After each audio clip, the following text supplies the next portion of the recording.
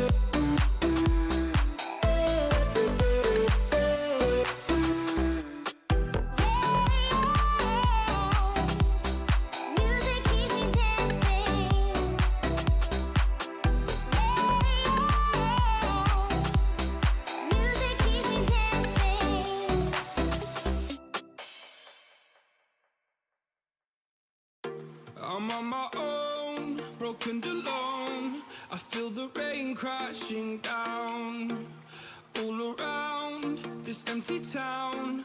I'm searching for the lost and found, but you don't care, you're unaware.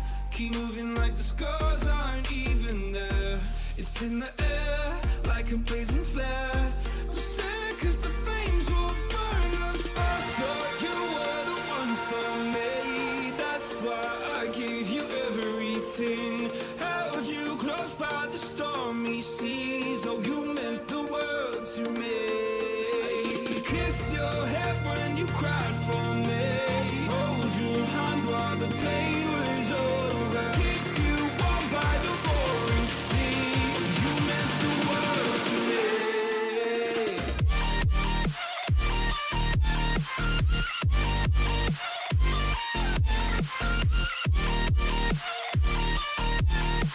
Oh, you meant the world to me.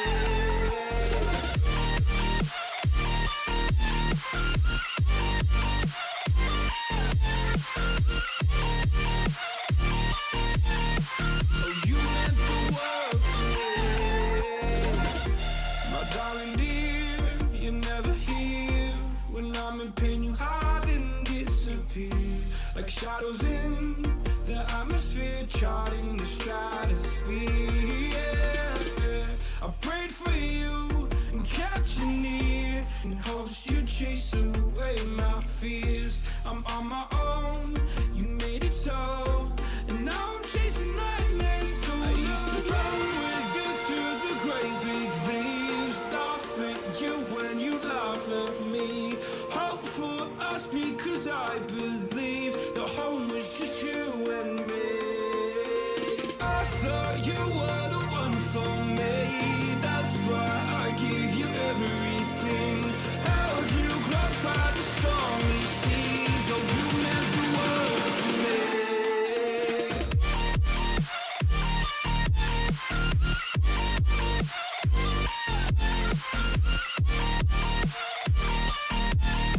Oh, you meant the world to me.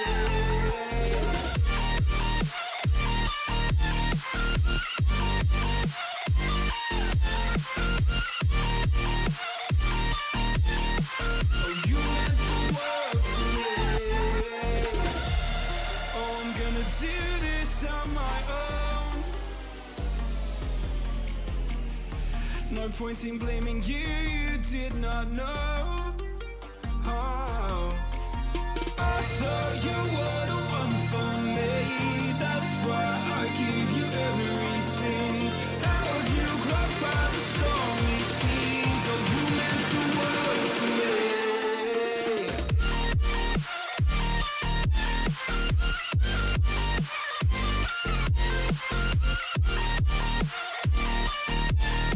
Oh, you meant the world to me.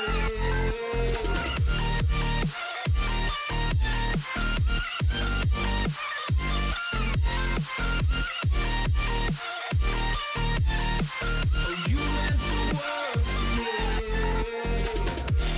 Oh, I'm gonna do this on my own. No point in blaming you, you did not know. Oh, I'm gonna do this on my own. No point in blaming you, you did not know. I thought you were the one for me. That's why I gave you everything. Held you close by the stormy seas. Oh, you meant the world to me.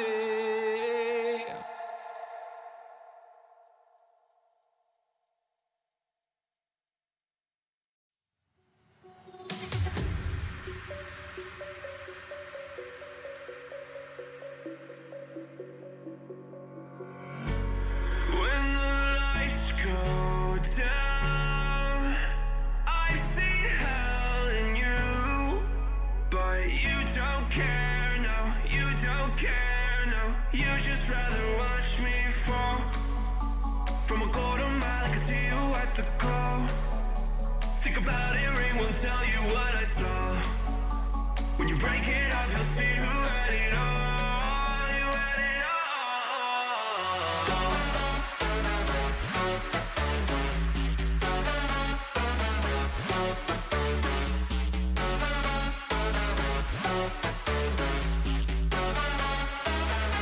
You said you wanted to fall into oblivion.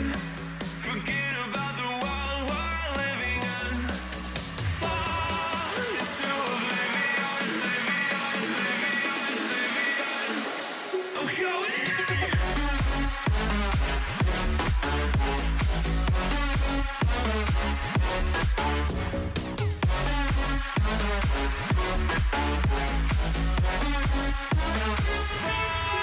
into oblivion.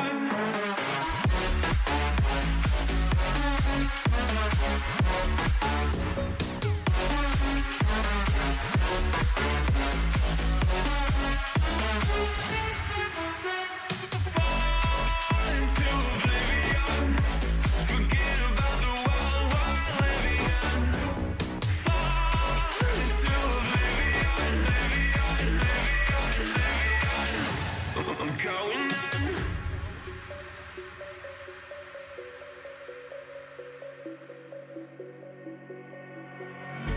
You can't fall asleep when you're counting stars. Get it together. Your mind can't sleep when you let it serve. Now you wanna see me fall. From a quarter mile, I can see you at the call. Think about it, ring won't tell you what I saw. When you break it up, you'll see who had it all. You had it all.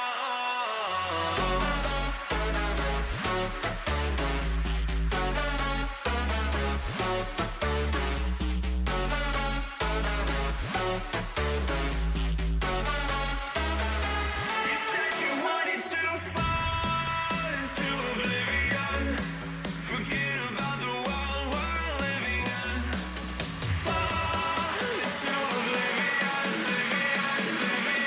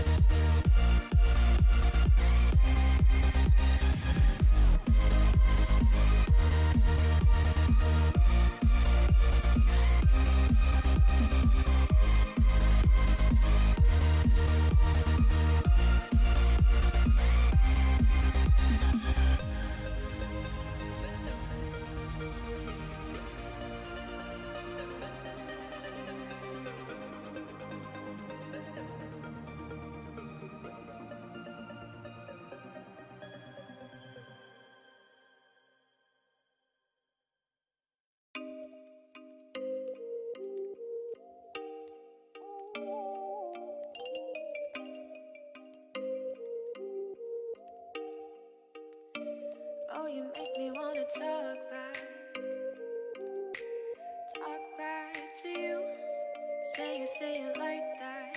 If I hate you, then find someone new.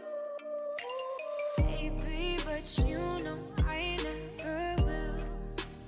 No, so I choke you down just like a pill.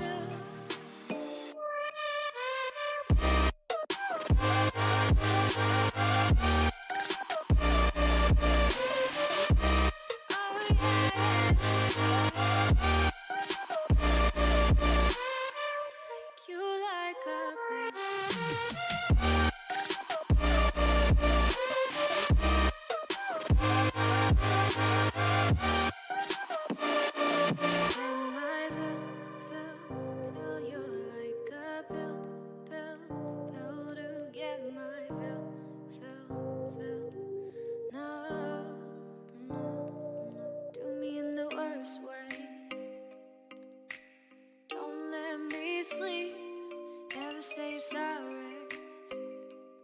Oh, maybe I'll leave, baby, but you know I never will. No, so I choke you down just like a pill.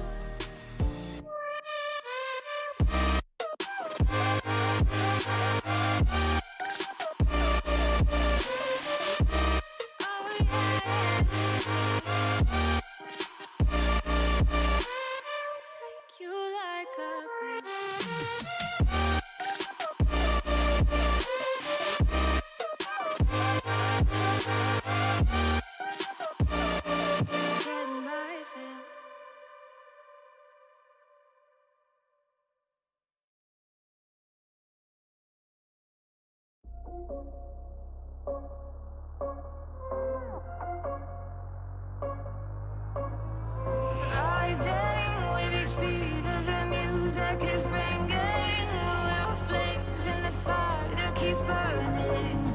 We're inviting the night in. Welcome, my heart so full, I'm devoting myself to the night. There's no motive, we're just listening, we're existing.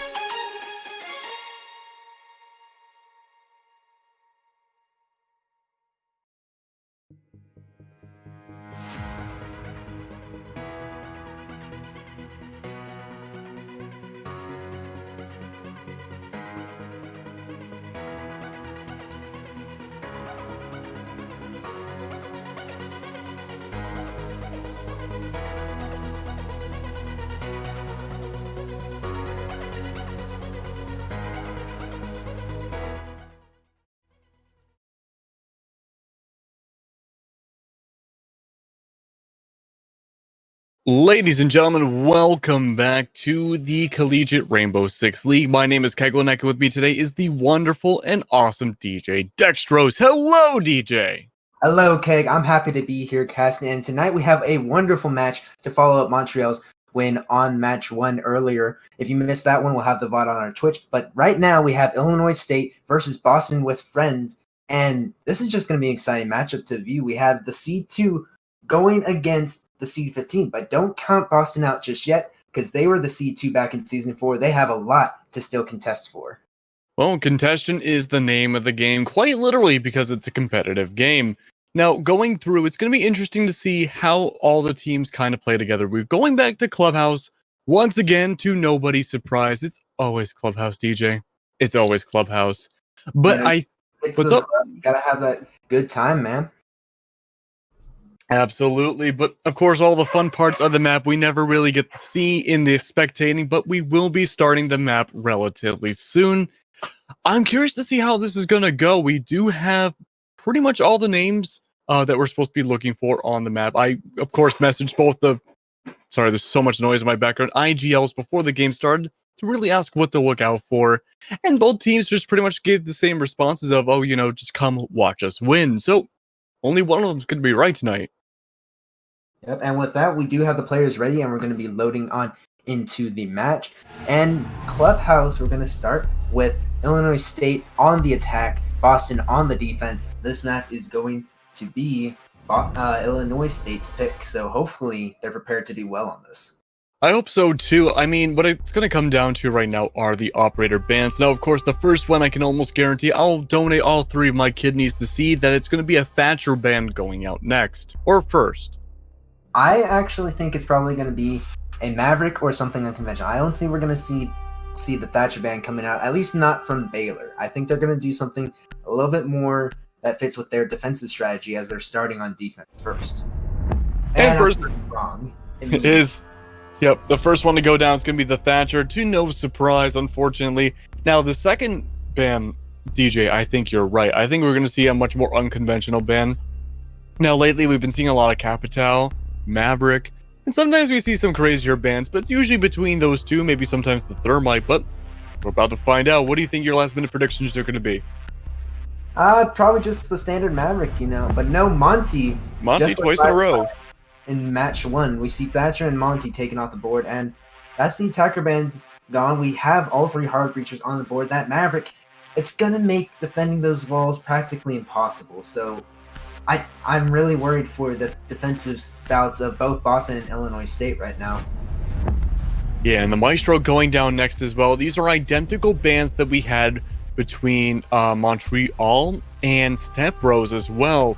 Nothing's really changed so far. Now, keep in mind, they had the Pulse ban come out, and I don't think we're going to have the Target ban this time. It's going to be the much more conventional Echo going out this time around. Really, the only 2 crazy bans are going to be the Monty and the Maestro, but they both make sense within the realm and scope of it being Clubhouse. Now, Monty, of course, being usually the really good aggressor going up rafters for CCTV, but that's pretty much all you ever see of him. I could suppose you could see him on Church as well, or maybe even Gym and Bedroom, but to a much lesser caliber. Indeed. Going forward, I'm a little bit nervous not seeing Maverick already in their lineup. Like, that just tells me that they're used to Maverick being banned and they don't have someone who's experienced, or they're going to 6-pick to it and they have an experienced player to work well with it. Either way, they don't want to let that... I don't think they should let that utility go to waste. I think you're right, and what we've been seeing a lot happen in Clubhouses, we've been seeing a lot of either 3 hard breachers come out, but you were right, ultimately the Ash will be going away and rotating into the Maverick pick. That's great for all the different utilities that need to be opening up going down in the church. There's so many different avenues for attack, and the Maverick is such a great way of getting into dirt. But the defensive side as well is an interesting pick. We have Cryptic going for the Ella, which is very unconventional to say the very least, but we also have so many other roamers. What's up? On that Ella, is she wielding the shotgun, or am I just reading that icon wrong? Am I going crazy? That's the pistol. So we're gonna have to wait and see when she switches. I swear I saw the shotgun icon, and if she's running the shotgun, that's gonna be an interesting way to start off this match. But we'll have to come back to that, I believe. Looking over the attacking side of it, we have a lot of soft reach. We have that anti-flank with the Nomad very strong right now, and of course the hard reachers that we love to see. Kaid not going to be much use against that Maverick if he gets his hands on those hatches. And with that, we're going to start the round. Absolutely. Now, I'm curious to see how this round's going to start off. We do have that split push, it seems, between two different fronts of the attacking team. Now, unfortunately, we can't see which weapon the Ella has out right now, but if I had to guess, it's probably going to be the shotgun. We've actually been seeing this quite a bit recently, where players like to play Ella and primarily use the pistol, usually use the shotgun for either rotations or for vertical play. And there you go, it's going to be the shotgun. Yes, the shotgun. So, okay, now what you could do with this Ella is you could do a lot of things. You could play logistics, you could play dirt, you can do a whole lot with the shoddy Ella on this site, but it's still kind of an odd choice considering you could have brought something else like a mute or a Mozzie mute is conventionally seen in church. But overall, we're not going to see that here today. And with that, we're going to see ISU start doing a little bit of drone work on that dirt tunnel. Going to go ahead and get denied by the defending team as we see Buck moving in and getting taken out by a snake, slithering around over near Stock. He's just going to go ahead and rotate back, satisfied with himself, getting his team the man advantage as halftime is quickly approaching. Now, Fortra trying to find out something that they can do to link up with Snail and just sting him back. Try to find something to take down Boston and Peg as well. Absolutely. Slithery like a snake. It's going to be Snake who finds that opening pick, and you lose down on your Buck as well. That's a really tough pick, and it's going to be Psycho taking down Patience as well. That's going to be your Maverick off the board. Now, Maverick did open up dirt, so I mean, I would consider his utility to be already properly expended, but no, the impact striking too little too late coming out from Psycho, and that's going to be the immediate frag from Ducky Boy as well. Legion did put in a lot of work, but unfortunately his time has to go. Now, interestingly, that was the only defender relatively off the site, kind of, just playing in dirt. Everyone else seems to be playing directly on the site. Now, Omega does have his C4 still, I believe, and he's going to be looking above with this cardiac sensor to see who he can get from Kitchen. Unfortunately, I don't believe there's really much opportunity left. It's going to be mostly the attackers coming down from the main entrance. Sophia using her concussion grenade is going to be pre-firing the majority of Moto and down the hall. Make sure she doesn't get spotted out. But it's no issue to her. She doesn't have to worry too much. In fact, no, it's going to be Snake that takes her down. Down to a 2v4 right now. It's becoming a little bit more difficult for the attackers. You only have one left alive and you're stuck with just dirt. You could rotate out, but you have the diffuser and there's no real feasible way for you to plant. 15 seconds left and you don't have enough time to rotate. Either you can run and gun or you can save this round, but the eyes are already watching you. Luckily, no one can rotate behind you. If you maintain this angle, you are safe for the rest of the round. You can pad out your KD a little bit with a whopping 0-0-0, and that's what Snail opts to do. Operators, you are out of time. And with that, round one is going to go ahead and wrap up with a rehost coming onto the board. So we're going to go ahead and go to a quick rehost. But looking at that round one, that pulse actually uses C4 right after the Thermite opened up the hatch, and it just didn't connect at all. That was a waste of utility, and unfortunately the attacking ISU team didn't take advantage of that. Once they got that hatch open, they had the lucky shot onto Ducky with that Legion being taken out, but they didn't really connect onto it. Yeah, no, you bring up a really good point. I really thought once Kitchen Hatch was open, it was going to be ISU's game.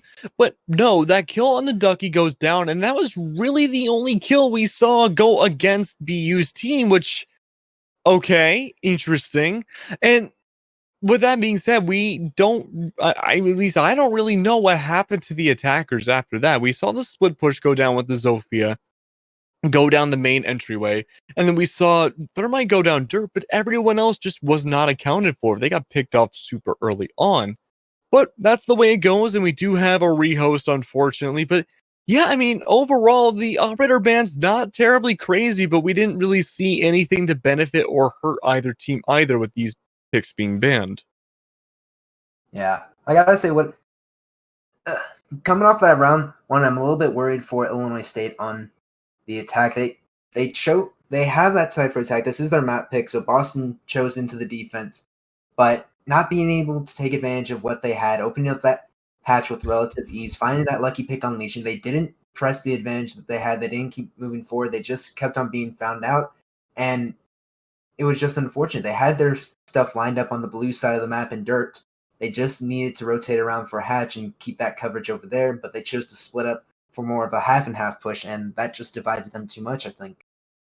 Yeah, I think you're absolutely right. And it seems like when they wanted to go for that divide right away, half of that divide, or not a quarter, but like a good half of the entire team in that divide was taken down almost immediately.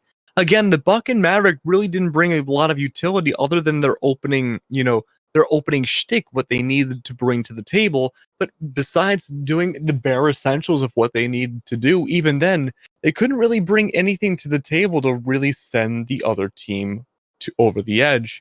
But while we do wait for that rehost, I do think it's a good, interesting, kind of almost a thought exercise, DJ, thinking that maybe they'll go to CCTV next. Now, the first few times in the last set, when we had CCTV, we actually saw a clash come out. Do you think we'll be seeing that again this time around? I think Clash is one of those operators where you're going to see teams play her either very rarely or as part of their overarching structure. It's not going to be something that we just see come in at random. It's going to be thought out for certain sites. And honestly, I don't really foresee that happening for this team. I don't see Clash coming into play for it. At least I hope not, because me personally, Clash just kind of brings something that I don't like to see in any sort of comp play. It just doesn't fit what I think feels like Siege. And that's just my personal opinion. I'm completely fine if you love Clash, love seeing them in comp, but she just slows it down too much, doesn't really have a good synergy with the rest of the operators that I believe just about everyone else does. Yeah, absolutely. Now, something interesting to talk about as well is let's break down ISU's team as well. They did win that. They lost that first round, and already there are kind of some concerns about their overall team composition. Now, while obviously you're bound to how Rainbow Six has a 5-person team, it's interesting how they label themselves. Illinois State, in a breakdown, actually doesn't really have a dedicated role selection for each of their members. In fact, most of them have been listed as flex players. Now, there is your hard support in your entry, but everyone beyond that is just flex. They'll play whatever they need to play, and it depends on the map. Now, the reason why I bring this up is that we saw Step Bros pretty much employ the same thing last set, and we saw what happened to them. They lost 2-0. And honestly, what you need to do whenever you have a team together is just practice the strats that are really going to blow away the team. Having a flex set is fine, but you always want to have something kind of like a trump card. These specialized roles that you can have your team prep for, especially. These are going to be the little things like a very strong Maverick. Get that wall open up quick so they can't counter it, but also be careful for any gunplay or C4s coming through to counter you. A perfect example of this, someone's going to get mad at me for saying this, but we saw UGA have a wonderful hold a couple streams back over on Library on Villa. And that site is usually the black sheep of the bunch, but they held it so well. They had the setup, it just blew the attacking team away. So not only do you have to make sure you have good specialized roles for your teams, you have to make sure that you have specialized setups for each site, something that has the potential to surprise your opponent. And it's not going to work every time, but a strong setup remains strong no matter how many times your opponent sees it. Absolutely. Well, it looks like we're just about ready to start up this next matchup. Now, you did bring up some really good points, DJ, and sometimes playing the offside can be really beneficial. Unfortunately, a lot of teams, especially at this area, don't really feel that comfortable doing so. It's kind of funny that you also bring that up because Cafe had that same issue for a long time with reading and dining as well. But now lately, when teams started getting more comfortable with that outcome or that site in general and kind of just, labbing how it can be beneficial for both attackers and defenders, it started to become more popular. It became a tertiary site, and sometimes we see it coming out first. But instead of seeing raiding and dining come out first, it's a completely different map, and we're actually going to see CCTV come out in round 2. Indeed, going up to cash now. We're going to see the 6 pick from Buck to Zofia, and I gotta say, I'm still a little bit sad that Buck lost his frag grenades. I know it was still a couple seasons back, but no one seems to want to play Buck that much anymore compared to Sledge or Zofia for soft breaching. And while Buck's really strong on his own, even without the frags, it's just kind of like pulling apart his kit and making him just not the appropriate pick for comp league. Oh, but don't worry, DJ, because Maverick has frag grenades. No need to worry at all. The real question is, can Patience have the patience to apply those frag grenades properly? Well, I'm really glad you brought that up, because Snake did bring out the Wamai pick, and that's going to make the frag grenades really difficult to bring out. Yes, there is Jaeger on the ADSs, of course, but having the combination of the two is extremely deadly, and having the frag grenades potentially blow back and destroy that Maverick would be even more salt to the wound. But once again, it looks like for this attack, we will be seeing that split push again. CCTV wall and possibly Jacuzzi in the process as well. Would be interesting to see how overall, maybe Jacuzzi. Not 100% confirmed on that yet, but overall would be a really good maneuver to help roam clear the western side of the map. Now, it looks like the Maverick tricking did, well, not quite trick, but it's going to be an attempted trick. It looks like the electric wall going down, and it's with the thermite wall opening up, and Omega does not seem to want to contest it with his own claws. That's going to be the CCTV wall already opened up, and the drones going in. I gotta admit, that was a very nice step they had. They were lucky enough to get the Kaid's ball with that initial Maverick, because they know it has to be somewhere centralized. Not only that, they popped the flash and frag combo to keep them from reapplying it, keeping them blind, and then keeping them damaged. And now we're going to see how they can apply a surge with Doc trying to take the battle from Garage Raptors over to Thermite out on the balcony.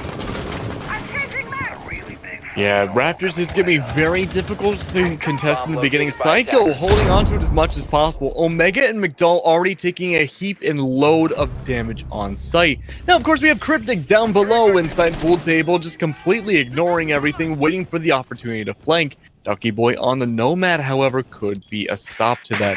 Fortra, unfortunately, going down. It's going to be, I believe it was Snake that took them down. Psycho getting the double kill, or getting the next frag, taking down Ducky Boy. And it's going to be a 2-3. Now, we did mention how the Kaid and Smoke took down a bunch of damage, but no, never mind. As I say that, they had a full man advantage, but suddenly it became very even. Patience does take down Omega, not quite with frag grenades, but still takes them down regardless. And your flank seems to work after all. That's going to be Cryptic team with Harabic, and suddenly you have no idea where to go next for these kills. 2v2 across the board. Snail does take down McDowell, and with 30 seconds left, this diffuser needs to go down. Snake seems to be on the opposite side of the map, trying to find that angle onto whoever's repelled outside of server balcony. But it's going to be a tough battle. Tough enough indeed that Cryptic goes down, and it's going to be down to ISU, who wins round number 2. That's going to make it an even 1-1 between the two teams before going into round 3. Yep, going into round 3, we're all set up 1-1, and I gotta say that hold was very strong. They had the drones to cover the Garage Raptors. Jaeger just couldn't seem to find out. Thermite's covering from the breach, and then he has his teammate Overoff covering the other angles, covering the flank, and that just worked out perfectly. They somehow got the plant down in all of that chaos, and then found the angles to hold up on it, because a lot of times you'll see a team be able to plant, but they won't be able to get to that crossfire quick enough in order to defend it properly, and they were able to do it that round. So we're going to have to see Boston and friends go back and try it yet again up on CCTV and Cash Room. Yeah, interestingly, we'll be returning to CCTV once again, and BU kind of had a hard time with this last round. They did pretty well in the beginning, but then they slowly had a snowball effect on them when losing that man advantage. The only main difference so far is that actually there is no main difference. The operator lineup for BU is going to be completely the same, whereas we do have a slight change, I believe, on ISU's side. Instead of the, I think instead of the bug pick, yes, we do have the Hibana, I believe. I think it was bug. Actually, the lineup's going to be the exact same, except we're going to see a few roles switched around. We're going to see Forza, who was previously on the Hibana. He's going to be playing on Sophia now, and now we see that's why. playing on the vice versa of that. 10 seconds That makes a lot of sense. I knew someone was on Sophia that was in Fortune before, but it looks like I was mistaken. But yeah, action phase now started, and now Boston has to think to themselves, what do we have to do to change this so it's not like last round? ISU is certainly set to do more or less the same exact thing that they did before. What are they going to do to change that? That might start with Cryptic down low in stock, but the Claymore's already planted as Cryptic wisely rotates away, almost knowing that they're going to counter him if he tries to go for it early. Yeah, Cryptic is playing a dangerous game right now. If he jumps out of kennels, he's going to have a really hard time with that Claymore, as in he's going to die. Now, it looks like the Kai trick working once again. It seems Thermite Exothermic Charge may try to go up, and there we go. Nothing's really contesting that Kaid, except for the Exothermic, and there we go. That's going to be the wall open once again. Now, Omega doesn't really want to challenge this wall whatsoever. He does have a C4, and it will be a great opportunity for him to bring it over and potentially take down one of the attackers, but it's going to be Psycho taking down Snail again. The Thermite did his job, but unfortunately the body of his will no longer be useful. It's a 5v4 right now. It's going to be going seemingly both ways. Ducky Boy traveling through the western part of the map, and it's going to be a bit of a split push. Now, the big mistake that ISU made last round was that they mostly tried to go... Well, they mostly tried to push through a singular area, and while that did work out for them very well, the main issue was that they took so many different lives in the process. Snail, however, being taken out early on is going to be a little bit of a hamper to that issue, but they are rushing on early through construction, wanting to just take as many bodies as they can, as many names as they can, and that's going to be smoke grenade number 1 going out. Indeed, and now about a minute 20 left on the clock. Smoke canisters coming out to deny the construction push, and we still have Patience all the way on the other side, I believe, trying to keep that diffuser under his hands, or at least be close enough to push when his teammates need to. McDowell poking out with the SMG-11, trying to find a couple shots as the Wamai finally gets a little cover, and Abanapel is going off. Final setup of Alphas to give a nice little sight line into catching these attackers, but it's going to be Omega on the Kaid connecting with Ducky Boy now. The two-man advantage in the hands of Boston. Yeah, two-man advantage right now for Boston. We have seen this story before, and it was the last round where, then again, looks like one already going down, and if memory serves correct, if this is truly deja vu, it's going to be a second one going down, just like last round. But this time around, already Harbeck taking down Omega. That's not a good sign. That's not a good sign at all if you are BU, because ISU just took so many different angles and won every single one. ISU breaking the tie, going to be having 1 point in the lead over Boston University. Looks like it was a good reason to be rejected from BU after all, DJ. Nothing to say on BU. All colleges are good colleges, that's what I will say. But unfortunately for BU, even though they had the Dock and the Raptors set to counter them, wonderful pick coming out of that, knowing that they were going to try to pull the same thing, especially seeing that same Maverick Kite trick come out. They held their own a little bit, but then you see Fortra finding a couple of picks, picking it up, putting the concussion mines for the Habana sightline working perfectly, and then they just secure A. There's no flank coming in to pull their attention away from sight, so they're allowed to just dozer on in, and they hold it, and take out all the defenders. At that point in time, Boston needs to consider maybe training some sort of late flanker to keep that attention away from sight, because if you have all your firepower pointing in one direction, it's eventually going to kill everything in its path.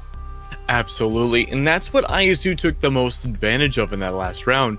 They knew that most of the front, or most of the bulk of what the defense was prepared was for that CCTV wall and maybe Raptors. And that's what happened last time. That's what they were taking advantage of, and they lost out because of it. But right now, ISU has won 2 rounds in a row so far, and BU is switching over to gym and bedroom, and this is usually considered to be the tertiary or probably weakest playable site competitively for a clubhouse, and it's going to be a matter of what BU wants to do to bring it back into their favor. Now we do see the castle, one barricade going towards the entrance, essentially separating the horizontal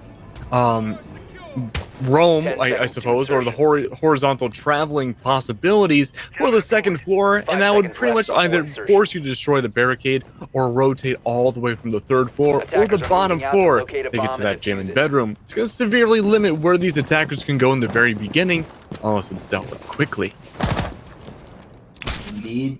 And now we have the exact same setup as last round, except we're training one hard breacher for a Jackal and one soft breacher for a different one. Ash being on board now in the hands of Fortra.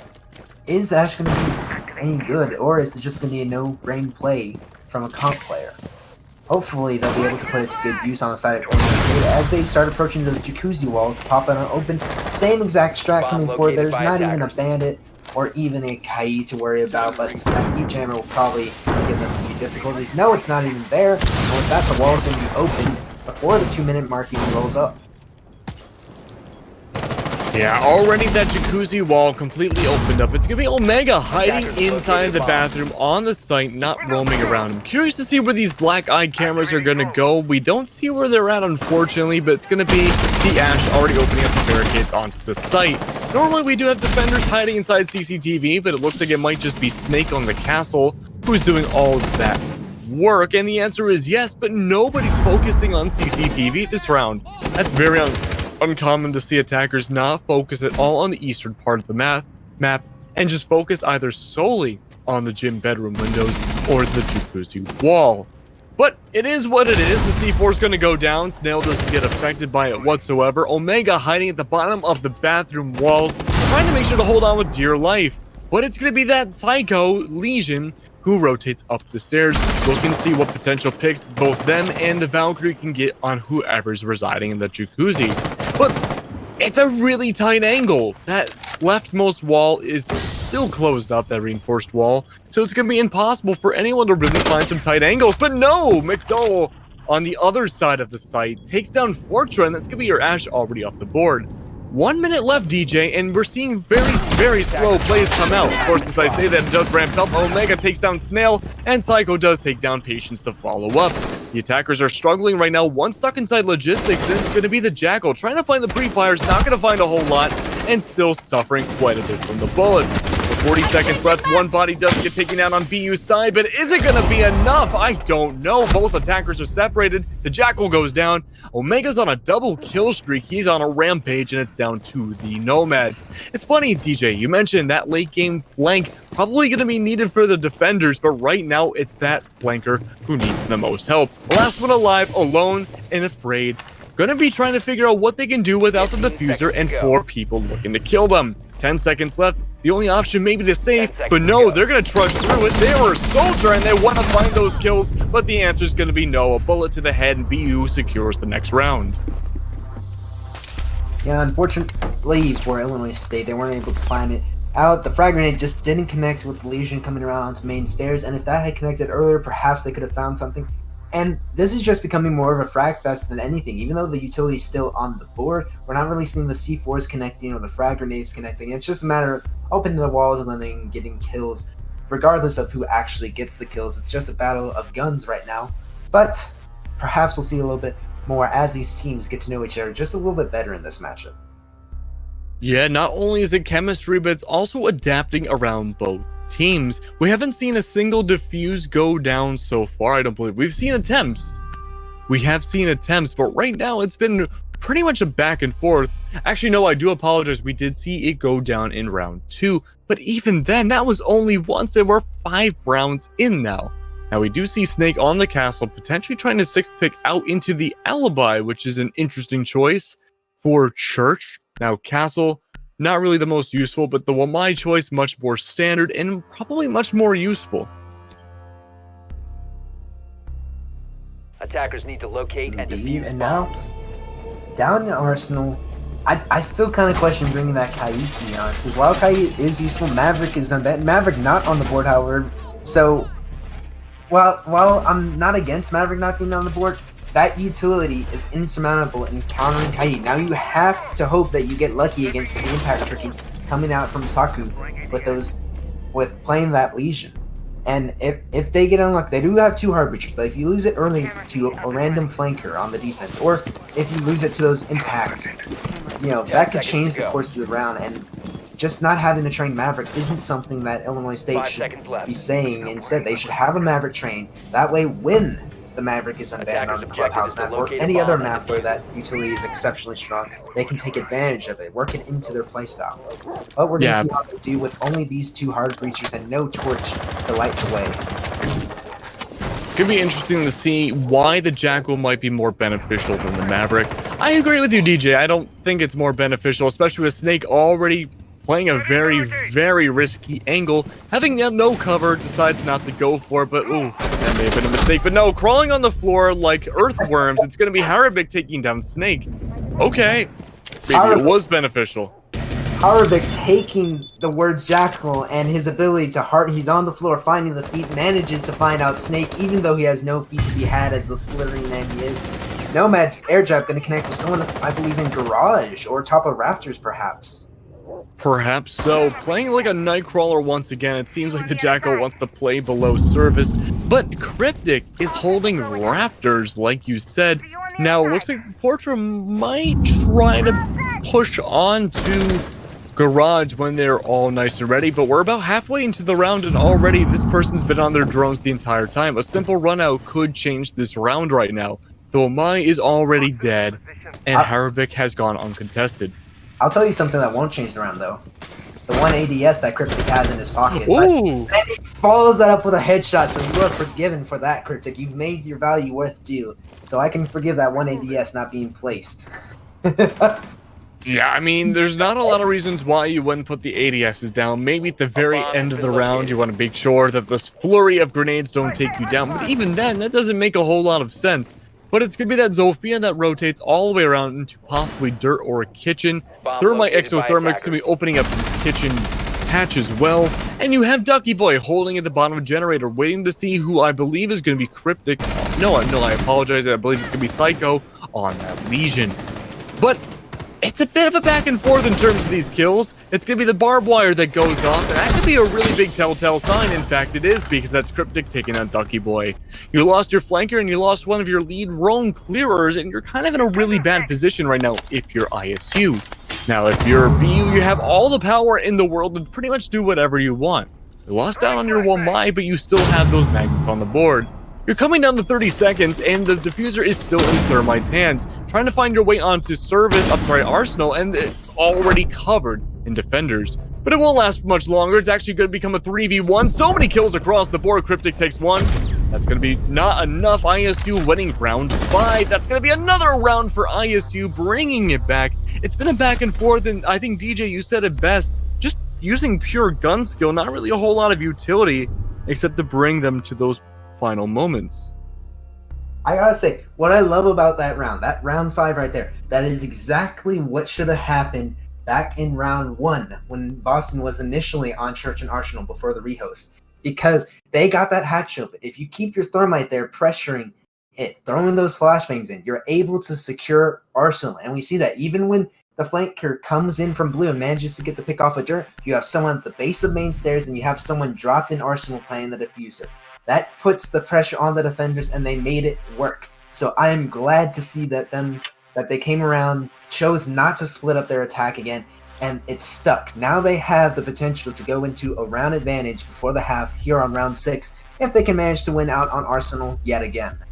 Absolutely. I think you said it best. You putting that pressure on the hatch is super important. Unfortunately, it looks like that split push at the very end wasn't going to quite work out either from blue, because Ducky Boy got taken down almost immediately.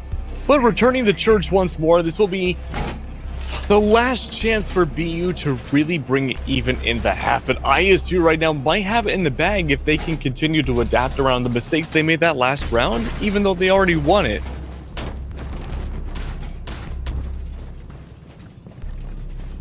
Now, of course, with only a few seconds left in the prep phase, we are going to see where this castle decides to want to put those barricades. We don't normally see castle too often when it comes to church, but we are seeing them in some interesting spots like pool table, entrance. Now, we are going to see one at the entrance probably, yep, between the bar.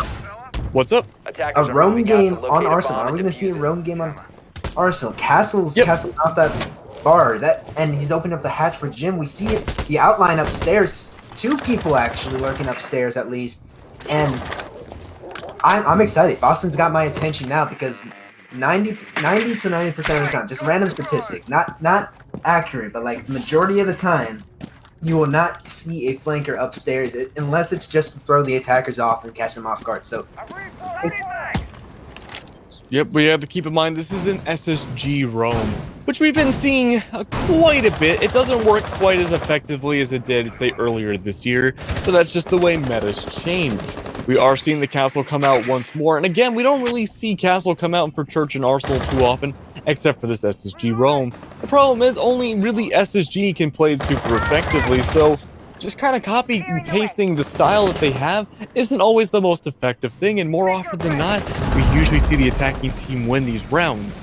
But with that being said, we do see Cryptic inside bar. He's being a huge stranglehold for the majority of the map, able to see where the attackers come in and see if Kitchen gets under their control. The answer so far, however, is going to be no. The attackers are seemingly playing it either super slowly or they're super separated. We do see one inside dirt, but then that's also going to be Patience being the closest one anywhere to the bomb site and really the only one who's made progress on the map. The thing that I'm almost concerned with for ISU Boston right now is that they have half of their team on the flank right now. We have the Vigil over in bar, and we saw the Mozzie up in gym and Mute up in, I believe it was Cash or near Cash. So right now you have over half your team on the flank to try to keep the attackers from getting that territory control. That's perfectly fine, but you have to time that appropriately coming back to site, and it looks like they are going to start doing that as Omega's going to find one dragged out by Snayon. Patient finding a frag quite literally onto Snake as well. That's going to put the man advantage into the attackers, but time is less than a minute now, so all the defenders have to do is get back to site and start holding. Less than a minute left, and the SSG roam has partially been successful so far. It's been stalling a lot of time for the attackers to get onto the site. The split push, the pinch is down between Arsenal from 2 different ways of entering, but it's down to just your roamers left. Your Mute is completely gone, your castle's dead, but you still have so much other utility to use. 30 seconds left, and you still have a lot of hard reach and soft reach utility on the attacking Arsenal. Of course, as we say that, one by one, the defenders go down. Patience takes down Psycho, and that is going to be McDowell, the last one alive, having the face against the Claymore, which he will shoot out, alerting the attackers to where they're at. The diffuser's going to go down, and McDowell is in a really bad situation, and even in a worse one now, because he's dead. That's going to be ISU taking yet another round off of Boston University. And so with that, we're going to go ahead and get set up for the side switch, and now it's up to ISU to see if they can find a little bit more success on the defense than we saw Boston have. ISU going in 4-2 right now, and I wonder if they're going to keep the momentum that they had. I mean, it's a good question. I do think, winning 4 rounds on the attack on Clubhouse is a really incredible feat, all things considered, and that's going to put BU very far behind in terms of what they need to do to bring this either to an even round or to even win the map. They're going to have a huge hill to climb right now, and if they can't even win one attacking round, if they can't win this opening round, they might be in serious trouble. Indeed, but we are going to see them go downstairs, and they're bringing a Valkyrie and a Bandit. Bandit, I find to be a little bit strange for an Arsenal hold, to be honest, because it's not going to be used on the hatches. The only place that you probably see it is at the base of main stairs, at the end of dirt, and perhaps even, if you really want to get picky with it, the blue wall if you're closing that up. But we do have the Mute to help with the Mute jammers. We have a bunch of anti-wall utility coming out with 3 of the defenders being backed. Yeah, I'm curious to see where the Bandit batteries are going to go as well, but I have a good feeling that Fabric? I don't know. is bringing out the bandit without really wanting to use the utility. I think it's mostly for the fast character and for the MP7. Of course, I could be wrong. Putting those batteries down at the last second and then just kind of skedaddling off the site would be a really good idea. Is he going to do it? I want to say yeah, he probably will. And there we go, right on church wall. It's going to be a perfect placement for 3 little batteries. And that's going to allow the electric claws to be solely for Moto Hatch, Blue Hatch, and Kitchen Hatch. But we don't really see it on Blue Hatch too often. It's mostly for Moto, sort of, and mostly Kitchen. But the split push is out for the attackers. We are seeing at least 3 go around for the bar entrance, and we do see the diffuser as well. And I think we are missing out on one. One is unaccounted for right now. Not sure where they're going to be at, but mostly it's looking like it might be a blue take for the attacking side. Which is going to be very unfortunate for the roamer of ISU. Ducky Boy trying to find something he can work with, playing downstairs right now. And we also have Habrick playing upstairs in CCTV, trying to see if he can find someone. Finding Omega and going to take Kali now as he takes the Kali off the board while she's stuck on her drone. That puts the advantage into the favor of ISU. And 2 minutes has barely even hit the clock. Yeah, fantastic double kill in the very beginning for Habrick. That's the kills you need. Taking down the Kali and the Maverick is seriously going to cripple what BU can do right now. Now, of course, they're aware that one more person's going to be around. It's going to be Habrick that's jackaled out, and the attacker is waiting for the pounce. Of course, the MP7 is no match for the C7E, I believe, on the Jackal. And while he does take a lot of health off, it's not going to aim for his head. And he comes away with his life. He takes down the opening pick against ISU's side. Now, with 1:30 left, or a little bit less than so, it's going to be the Zofia, Thermite, and Jackal. A little bit of a ragtag duo. You still have your hard breach to open up Kitchen Wall, Kitchen Hatch, which I don't believe has been opened yet. The main issue now is that the Maverick is off the board, so you won't be able to use that to open up Church Wall, or at least get rid of the banded batteries to open up Church Wall. It's going to be a tough situation to be in. Fortress stalling enough time to take care, or attempt to take care of McDull. McDull takes Fortress down instead. But that's going to waste a lot of time, and that's kind of the name of the game for for ISU's side right now. It's just to waste time. And it looks like not going to quite work out either. The fact that opening up Kitchen Hatch is still going to be electrified. 30 seconds left, and their venues for how the attackers want to take this site are really winding down. Yeah, it looks like they're going to have to try to turn this into a blue stock push. Snake already there to try to find something, but there is the rotate into there as Mute's going to be hiding on the other side of that unit. Thermite trying to get to his teammate, and Zofia trying to get concussion out. Snake finding the kill, pushing up rapidly, and trying to put that presence onto stretches. They enter on in now to 2-2. Valkyrie finding one, Snake finding another, and with that, ISU is going to take round 7. Snail finding 2 double headshots to finish out the round. Beautiful work all around. I believe that's going to be 3 rounds in a row right now for ISU. They've done a fantastic job, and that was between 2 different halves as well. That means through the attack and through the defense, ISU has come out on top so far. It's only been 2 rounds where BU has won, and that was the opening round on the Church and against or defending on Gym. But now we're going to CCTV. This has not been a site where defending BU has been able to win, so they'll have to see if they can make it up and redeem themselves on the attack. Now, we do see the Rook come out again from Fortra. I have a good feeling that's going to be 6th pick out. But no, it's going to be secured and locked in. Interesting. Not something you see every day. In fact, last set we actually saw Rook as well instead of the Doc.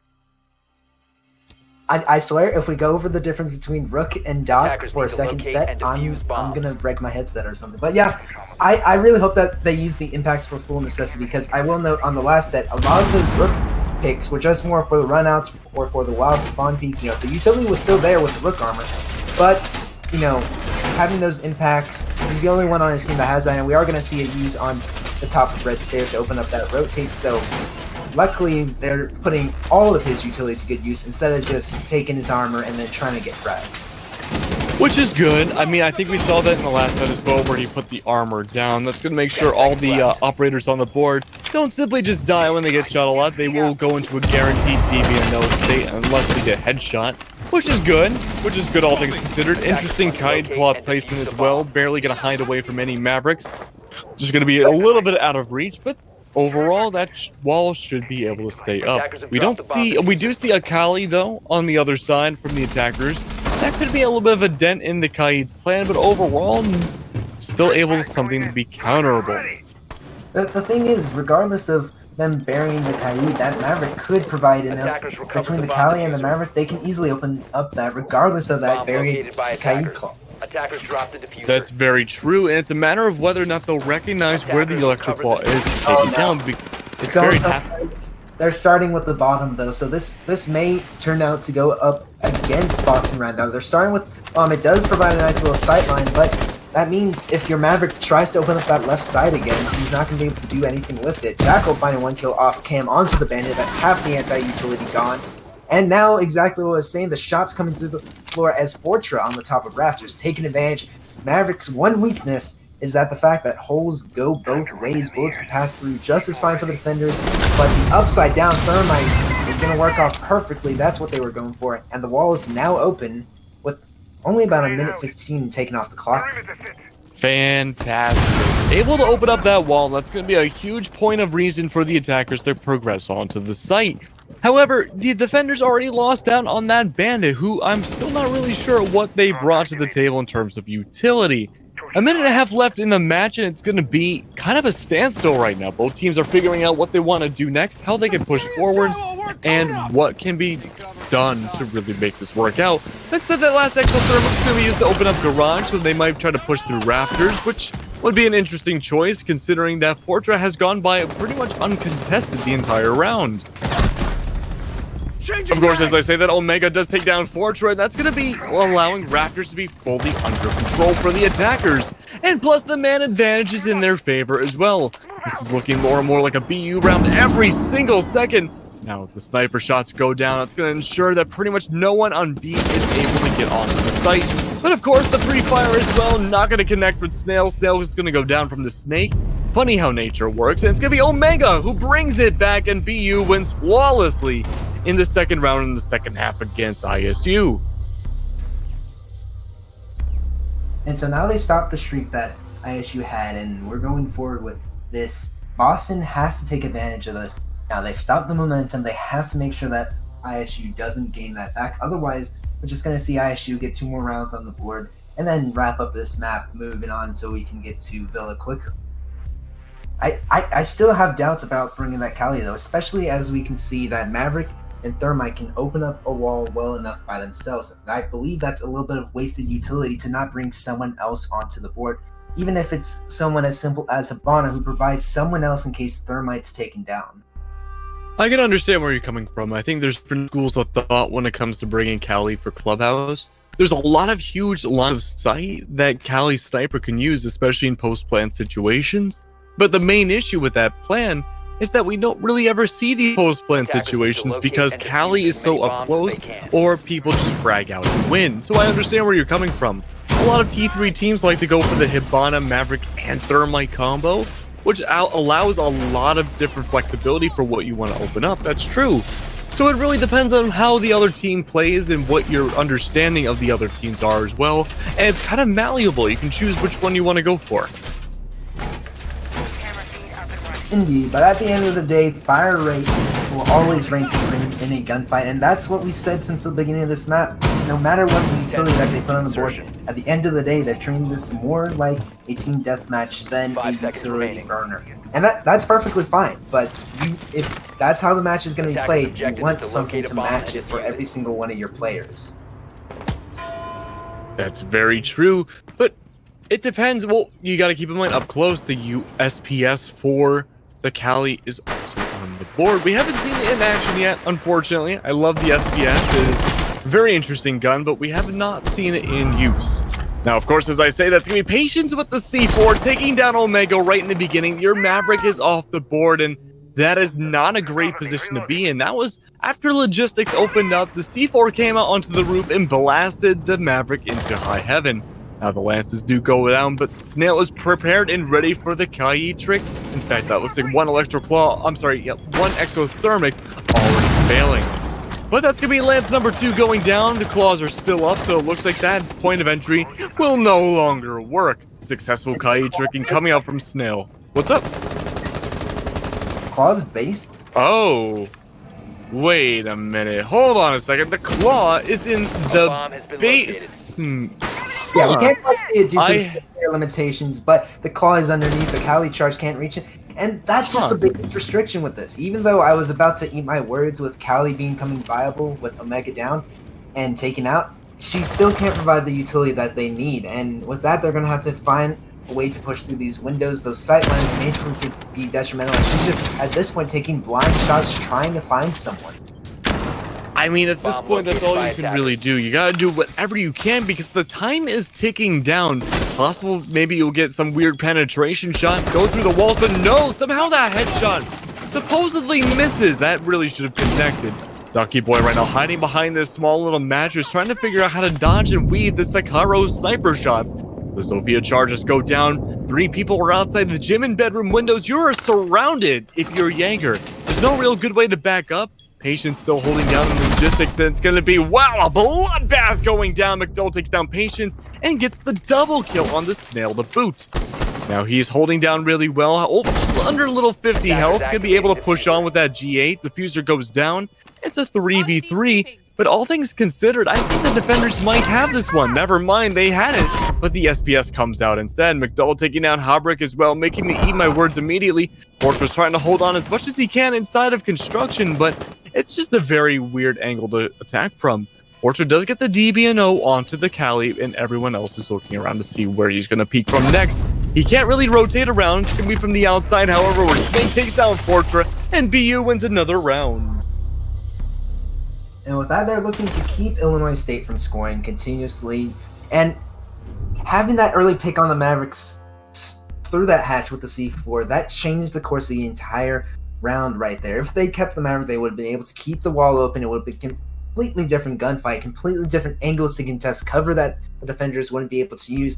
But that's taken off the board, and just not even sitting anyone downstairs to perhaps try to clear out the Kaid claw. You know, it's to some degree common knowledge that there are some spots in various maps that you can hide the Kaid claw under the floor so the Kali charge can't reach it, and you just send someone under, whether it's an IQ or someone who can try to see it with the visible eye and try to clear it out. They don't attempt that. They do have a mighty fine push, and they do end up clearing into it, but like, that's just a little too close to comfort for me.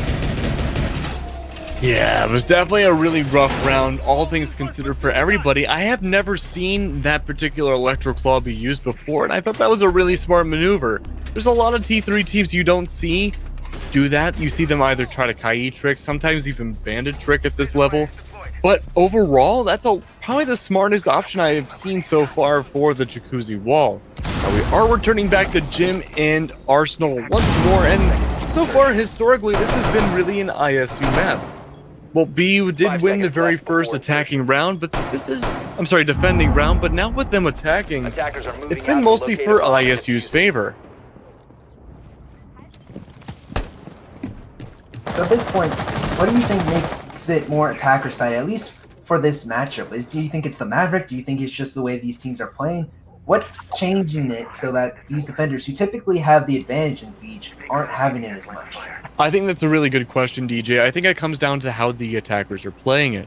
Now, of course, having the utility of the operators is really important, but like you mentioned, we haven't really seen a lot of this utility be used. We see some of the hard breach get used fairly either mid or late into the round, such as Kitchen Hatch, but a lot of the time we've seen some rounds be won where the utility's not expelled whatsoever, such as some things not getting damaged, like Kitchen Hatch. But this time around, I think the defenders do have a good lineup where they don't have to rely solely on their utility. We have the Black Eyes from Valkyrie able to look around, see even with the possible run out is a really good way of using that utility. But when it comes to the attackers, they do have the 3 hard breaches, so if one does go down, it's like a Hydra, they have 2 more to look at. Yeah, indeed. And speaking of hard breaches, they're going to open up that stock hatch into blue. Ducky Boy sitting a little bit more nervously as he tries to keep an eye on that drop into the garage. Bandit as well, rotating around to sit inside a church on the other side of that reinforcement, not wanting to get fragged out by a potential Maverick lurking around. A minute and a half left on the clock. I'm sorry, I tripped over my words. The Maverick opening up Moto hatch. That's going to be huge. We haven't really seen too many of these hatches opened up before when ISU was attacking. But that's not going to stop them. They still want to explore other adventures, and that's going to be the main hallway getting completely ripped open. It's like a home makeover show over here. And now keep in mind, C4s, impact grenades, a whole lot of things could be abound. Now, we do have the potential for at least 3 different C4s on the defending team. The expanded view is not on, so I'm not 100% sure what they do have, but the Kite still has a C4, and no, they're the last one with one. It's a back and forth right now. Some people are on the site, some people are not. Snake takes down Haravic, and that's going to be your bandit completely gone, but this Kite still has a C4. There we go, it gets thrown out. Nobody's going to be upstairs to answer it, however, and all 3 C4s are going to be wasted. 3v4 right now, the defenders are slowly losing their numbers. If ISU can't bring this round back, it's going to be an even 5v5. Now, as we say that gunfights ensue inside the church, but who's going to win? It's impossible to say.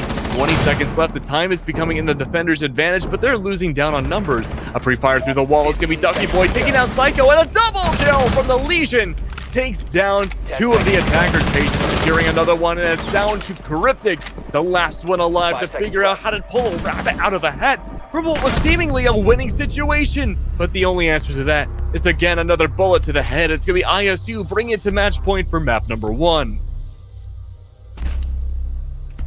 Yeah, with that, now they have the 2-round advantage. Match point for map 1 has the potential to go ahead and end this first map really quickly so we can get on our way to Villa. But Boston is still in the fight. They're not going to give up quite that easy. And with that, they're going to gear up to put in more attacks. And right now, they just have to keep pushing. And I want to see them do better. I want to see... No, well, not do better. I don't know what I want. I have a thought. My mouth doesn't want to say the words for it for some reason. I can't find the right words to express what I'm feeling, because this is going back and forth, and now ISU has gotten the advantage, and I'm not sure if I'm ready for map 1 to be over, because I'm enjoying this far too much. No, I completely feel that in both vectors. I mean, sometimes the words just have a really hard time coming out. So I just drink a whole like 2 or 3 or 4 pots of coffee a day, and that's pretty much how I get by. But again, we're returning the gym and bedroom again, and this went decently well for BU. They had won the round, but it was at a very, very kind of last second draw almost. The diffuser didn't quite go down, but it was really down to almost a 1v1 situation, I believe. And with that being said, it was really in BU's defense for a long time, but now they're going to be on the attack, and I don't believe they ever won a gym round. Actually, I stand corrected. They did win an attacking gym round. So ISU has struggled a lot on this as well, but if you had to choose one bomb site to help leverage out the odds a little bit, BU should be pretty thankful that it was gym and bedroom. Now, the one thing that's unfortunate for ISU coming up on this, they probably won't have the same luck they had back on the initial gym bedroom hold that they had, where they managed to come on the map. Odds are they're going to be prepared for that coming out real quick. McDull, excuse me, can't say word, taking out that default cam, and we see Fortra playing upstairs over in Cash and CCTV. The reinforcements on the Legion mines to back him up, and he's going to be the lurker to hold down the second floor. Absolutely. Now, there's no Mozzie, like you mentioned. No one's going to get found out right away. Now, keep in mind, Patience at one point had thrown or lobbed the C4 over this now open hatch and took down the Maverick. But as you can see, that Maverick's still alive right now. It looks like that C4 didn't quite work out the way the Valkyrie had hoped so, but there's still 2 more C4s, I believe, on the board, or at the very least 1. Now, the Legion's going to be playing in CCTV. It's going to be completely reinforced. No one's attacking it right away. The Lances, no Lances just yet. It's going to be the successful Maverick trick instead that opens up the jacuzzi wall. Cryptic takes out quite a bit of damage, I'm pretty sure, from Jim's inside bedroom, but nothing to really be fully answered other than taking a little bit of health off the board.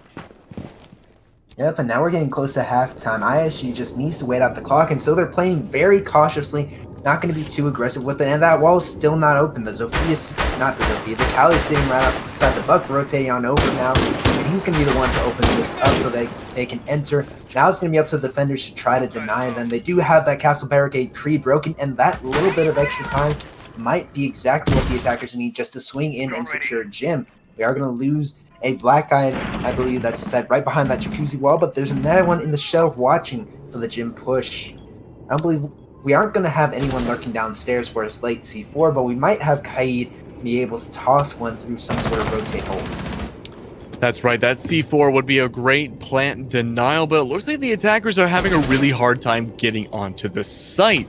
In fact, no one's really been able to get onto the site at all as an attacker. The frag grenades go down, trying to find some pop shots, but nothing is sticking whatsoever right now. 40 seconds left, and the attackers are still trying to figure out what to do, but Omega, the captain of BU, takes down Snail, and that's going to be a great opening pick. Once again, that Maverick going down immediately. But can he keep it going? Can he keep it going? That's the million-dollar question right now. The diffuser goes down. No one's there for the post-plandle. Denial, the captain of BU now going down. It's going to be a back and forth, and mostly going to be going in BU's favor once again. Patience and Forta, the last one's alive. The Valkyrie goes through the rotate and gets punished for it accordingly. It's going to be BU trying to bring it back into overtime, but it's still 6-5 in ISU's favor. Yeah, with that... Oh, it's just utter chaos. The attackers managed to find out a Kaid. Omega not quite sticking the shots onto Maverick like we thought, but manages to find the reconnect a little bit later in the round, and now still on match point, but creeping ever closer. Boston now only at a 1-round disadvantage.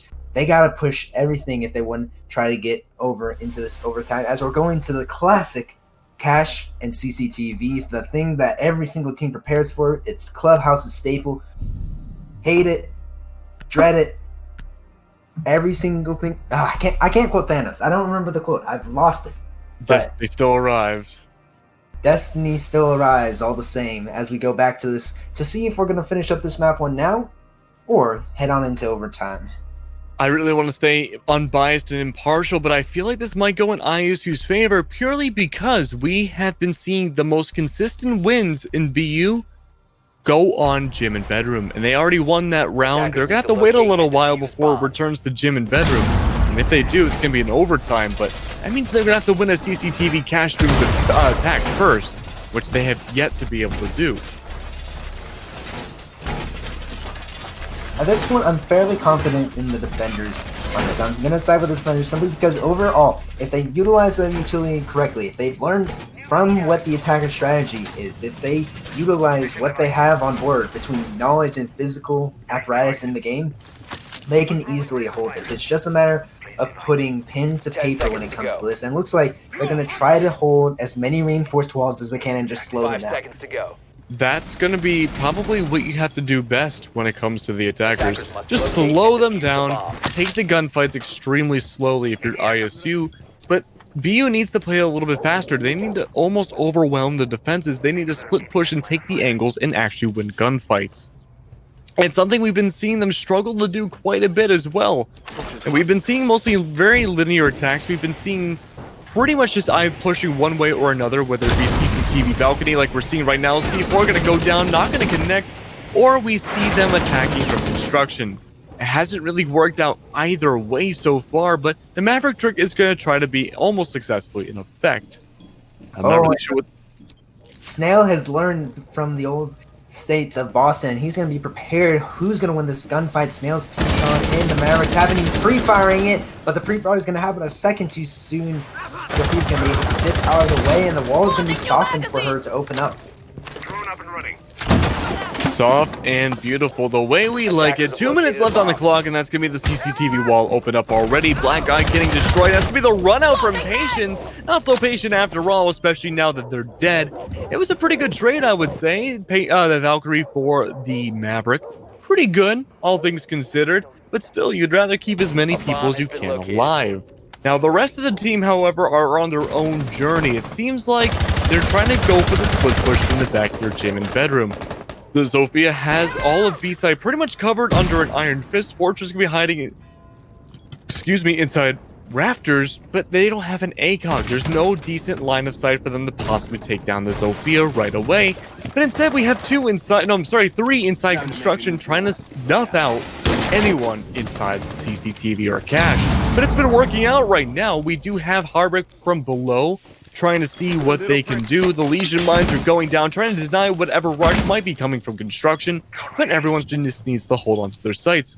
Now, if Harbrick wants to be the cool dude that he is, he could go for the flank right now and potentially take down all of these construction people, but instead he's opting to stay at the bottom of Eastern Stairs. Ducky Boy does take down Cryptic, and it's going to be a 4v3. The manpower is going to be in ISU's favor right now.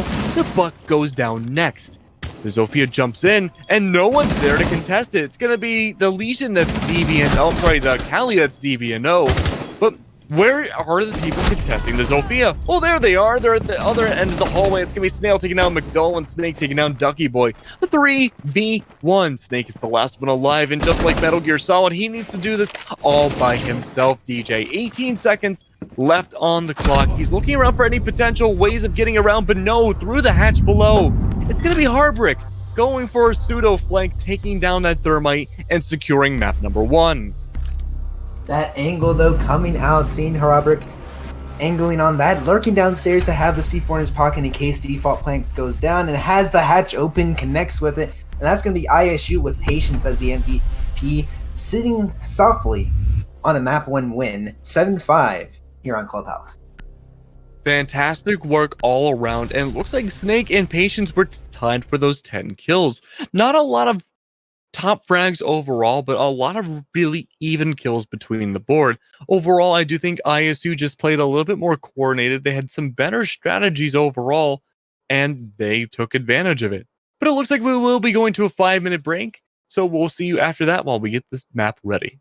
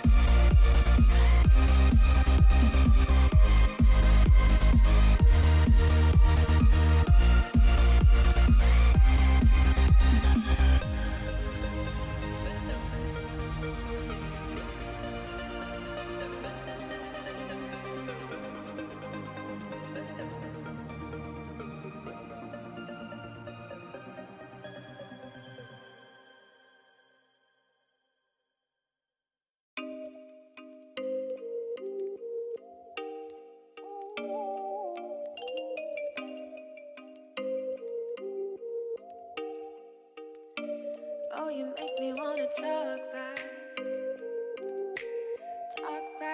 to you. Say it like that. If I hate you, then find someone new.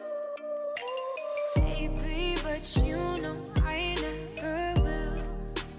No, so I choke you down just like a pill.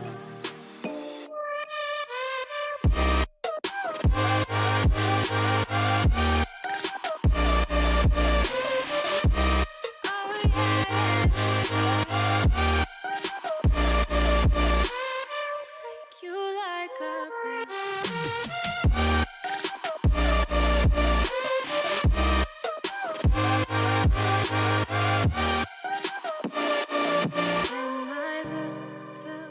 Fill you like a pill to get my fill. Ladies and gentlemen, welcome back to the Collegiate Rainbow Six Summer Series round, I believe 17 at this point. Beautiful, we've made it this far, but we only have better games to come from here. We had map 1 go by. It was Clubhouse, ISU, which is the University of Illinois State versus Boston University, going up against each other, and in a surprisingly close match, it was ISU that came out on top. So from here on, where do we go? Well, the answer to that is going to be Villa. DJ, Dextrose, what do you think is going to happen on Villa this time around? I don't know, man. Like, anytime we go to Villa, we always see something new. We always see something creative. And Villa, I'm going to be honest, is my favorite map in Siege right now. At least Thank you. So I hope to see more utility interaction here, because you have a lot of verticality that can happen, especially if you have certain operators, hint, Mira, being unbanned potentially. Yeah, no, I mean, I just want to stop and say I love Villa too. I've loved it since it came out. It's the best map competitively, but it's the second best map to Tower in terms of design. Get us into game, because I don't want to talk about Tower. What do you mean? No, stall the game. No, we're going to another break. Glitch. 5 more minutes, and we need to talk about Tower. Oh no. Okay, we're in. Tower's gone, folks. You can uncover your ears, and we're on the operator bans. ISU starting on defense and starting with their attacking ban. Are we going to see an Air Thatcher taken off the board? Because I'm going to find that hilarious if we do. 100%. I can't tell you the last time I didn't see a Thatcher banned. You know, my boy Thatcher. You know, what did they do to you? You used to be played, and now you're banned. Yeah, but then he got power creeped. Ready? It's gonna be Thatcher. Oh, whoa! No. What? Thatcher? What? No, never. I hate that you're right, man. I hate that you're right. My boy Thatcher. What did they do to you? We're going to see the attacking ban from Boston. I almost said Baylor there for a second. Boston going to be taking a little bit of time, seeming to decide it, and it looks like they're going to go ahead and go with Survey said Nomad, and I'm no mad about that at all. Nomad be perfect. Flank block. I hate you. Just wait till we get further in. Oh boy. But the Nomad ban is actually pretty common on Villa. That pretty much forces, if you do need a flank, you do need to use the gridlock, which, all things considered, could be a lot better when it comes to Villa as well. You could block out multiple stairways and have a little bit more time to stall out rather than just an air jab. Sorry, I was hoping Mira would be unbanned somehow, some way, because that brings a lot more interaction. Like, you can have Zofia below taking out the Mira and forcing them to get off of it, forcing gunfights between the open, I forget what they're called, the mirrors, essentially. The black mirrors. Is that really the name? I could have sworn it was something else. But because the character came out before the show. She's off the board now, and Echo is going to be the one allowed to stay, which I find really, really strange. Yeah, it's not going to be used in Aviator, which makes some sense. I mean, with Echo, you're pretty much forced to stick inside a vault, which again, with what we've been commonly. Oh, never mind. Okay, just forget what I said. Okay, drone boy. Well, that's gonna be the issue with Echo, though. is that he's going to be stuck inside Vault more likely than not unless he wants to play off site and use his drone. But a lot of what we've been seeing for attackers on Villa now has been going through Master Bedroom and opening a Vault while going to 9 or on 90. And that's the best way we've been seeing people attack Villa lately. Now, when the map first came out, and for a very long time, we've been seeing a study only push, but now it's kind of evolving going towards the northern side of the map. Right. But I'm always confused by both the defender hold on this as well as some of the attacker choices. So on the defender side, we see a lot of these reinforcements closed up. We don't see anything so far pulled from Pro League where they have, let's say, the southwest wall of that bar room opened up and a deployable shield sitting there. We don't see anything where vaults open for rotate. We don't see anything like that, which is perfectly fine. Like you said earlier, adapting Pro League strats to your team doesn't always fit. But then looking on the attacker side, we see Sledge, of all things, being brought instead of like a Sophia or an Ash, something that can allow you some distance to clear out those bandits from below. The Sledge, while he does have the frags, isn't going to be the most optimal choice for this, I don't believe. As we see Legion having the patience not to run out and expose himself as he's lurking downstairs below everything. I'm going to respectfully disagree about this Sledge. Now, the only reason why I say that is because of the frag grenades. There have been a lot of labbing done recently about using those frag grenades from underneath the aviator site, and it pretty much act like C4s and take down enemies. I mean, just mostly Eska from the T3 scene, but Fortra taking down McDowell right away, that's going to be your gridlock gone, and that's your flank watch. That is the literal worst attacker you could lose in the very beginning. Indeed, and speaking of flank watch, we see Bandit creeping around, setting himself up on that north side staircase to creep up on this Boston team as they continue pushing onward despite the loss. The eye on the drone trying to find anything for teammates to take advantage of. Yeah, I mean, the Ana drone, not something you see too often. Fighting evil by moonlight and winning love by daylight. The Sailor Moon operator finally able to show some play, and I'm finally excited to see one of my favorites come out. Unfortunately, her gadget is a little bit limited and also limitless at the same time. And with that being said, it's going to bait out the Jaeger, show off that he's at 90, but Omega, the captain of BU, taking down Harbrick in the very beginning. Trading out the the Bandit for the Gridlock, not the best in the world. In fact, that's still a really bad comparison, but the attackers are having a really hard time getting any headway onto the site. Barely reaching through 90, it's going to be a barrage of bullets coming out from Ducky Boy, getting the double kill onto Omega. Now we lose an air one as Hibana's going to go ahead and connect onto Fortra playing the Jaeger, leaving the man advantage into the hands of the defenders still, but they're catching up, creeping up slowly like that power creep we were talking about. Thatcher earlier. Ping's coming out, however, going to give away their position inside a study. Only 2 attackers to worry about as the drones come out now. 36 seconds left on the clock. It's a 3v2 right now, and whoa! Another triple kill coming, a quadruple kill, question mark. Almost coming out from Ducky Boy, unfortunately not going to be enough. Barely surviving, Cryptic is the last one alive, surviving only with an L1185. All the grenades completely gone. He's stuck behind this little, I don't know what that is, like a risk table, I guess. I don't know. But 10 seconds left, and he's not going to find out either because a headshot from Patience is going to take Cryptic down. ISU taking the very first round of the game. Yeah, unfortunately, his extra planning Sledge sitting behind that war room table is not going to allow him to plan against these defenders, as ISU is going to go ahead and take round 1 and put away Aviators for the time being, this time taking the trophy, which they're aiming to do for the rest of this match, on for second round. Continuing on from the last game, it will be now, I believe, 4 rounds in a row that ISU have currently won. BU not able to have found any rounds at all since winning on Jim in their attacking side last map.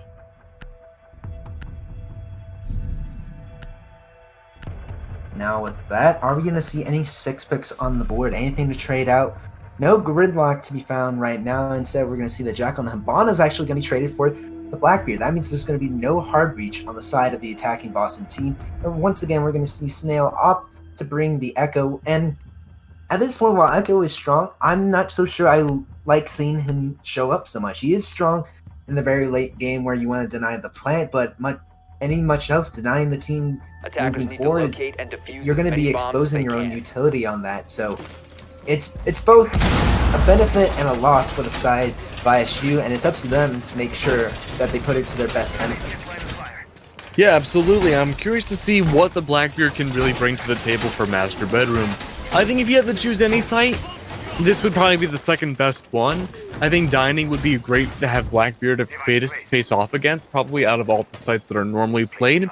But if you can just have Blackbeard hold on to either the west balcony window that you can see at the bottom of the screen, or maybe even just outside Master Bedroom, that might be ideal.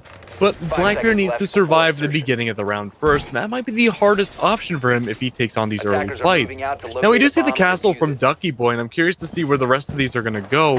I didn't quite see where some of the castle barricades did go. I'm pretty sure we did see some surrounding like the 90 area, and I believe more of the southern part of the map. But that's okay, we'll come across them as we do.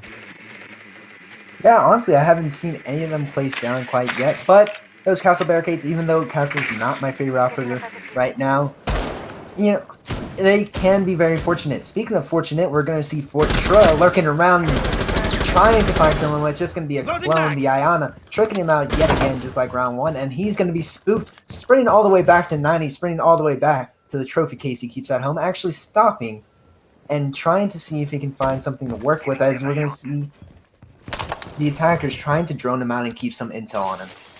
Now, Forger did have some luck playing around 90, just as he did last time around, but it's going to be Heartbreak instead that finds the opening kill onto Omega, and that's going to be your IQ gone, and losing IQ on Villa is the literal worst thing next to losing Gridlock. But it does happen. It seems like BU has a really good knack of losing your most important operators at the beginning of the round, and that might already spell doom for how this one's going to go. C4 from Heartbreak going to go down, unfortunately not going to connect with anybody or take any damage whatsoever, but 90's now under full control of ISU folk. Now, the bandit can rotate around through the back of Red Stairs. He's going to be surrounded by a lot of different people, but he's opting to play it safe instead and rotate through Astro where he knows he'll be fine.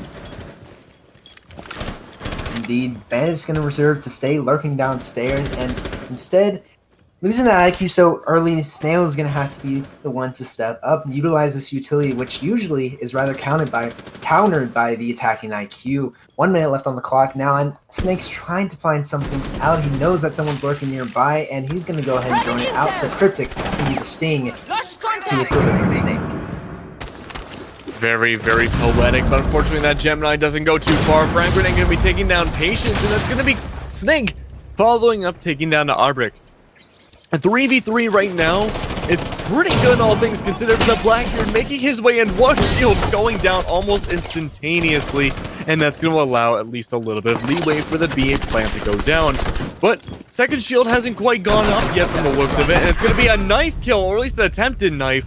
Going to be missing completely. Psycho does take down Snail, but at what cost? That cost is going to be the plant. A 1v2 right now. Jaeger still being found, apparently. Didn't quite see that, but it's going to be Snake with the 2 final kills, taking down that Jaeger and everybody else.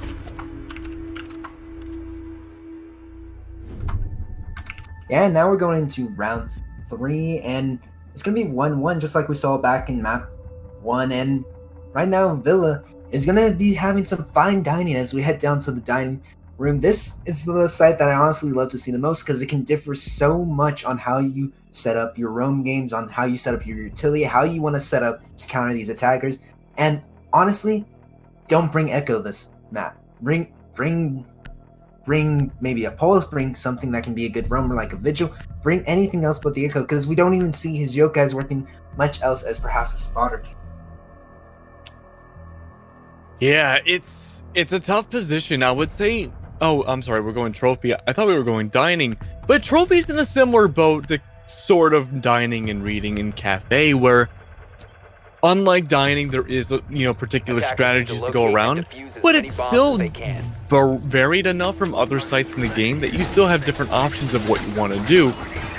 A lot of those options are very good, but you still have a lot of utility and a lot of ways of expediting what you want to do. Just like last round, we saw ISU attempting to go for a B clan, which, to be honest with you, DJ, I don't think I've seen in a very long time. Maybe like Challenger League Season 9 or 10 I last saw it. Right. 10 seconds left before Yep. insertion. All right. And with 1-1 right now between the two teams, it could really go either way still. But we're seeing the same exact attacking lineup, minus the Thermite coming out this time around, replacing the Jackal, I believe, going to be going out on BU's side. Now, Ducky Boy is going for the Maestro this time around. Ibrick still sticking with the Bandit, and we do have Fortra still on the Jaeger, retaining their same exact spots. It's really just going to be the Maestro that's taking a different position this time. And I think having a more dedicated anchor is what ISU needs to fix things up.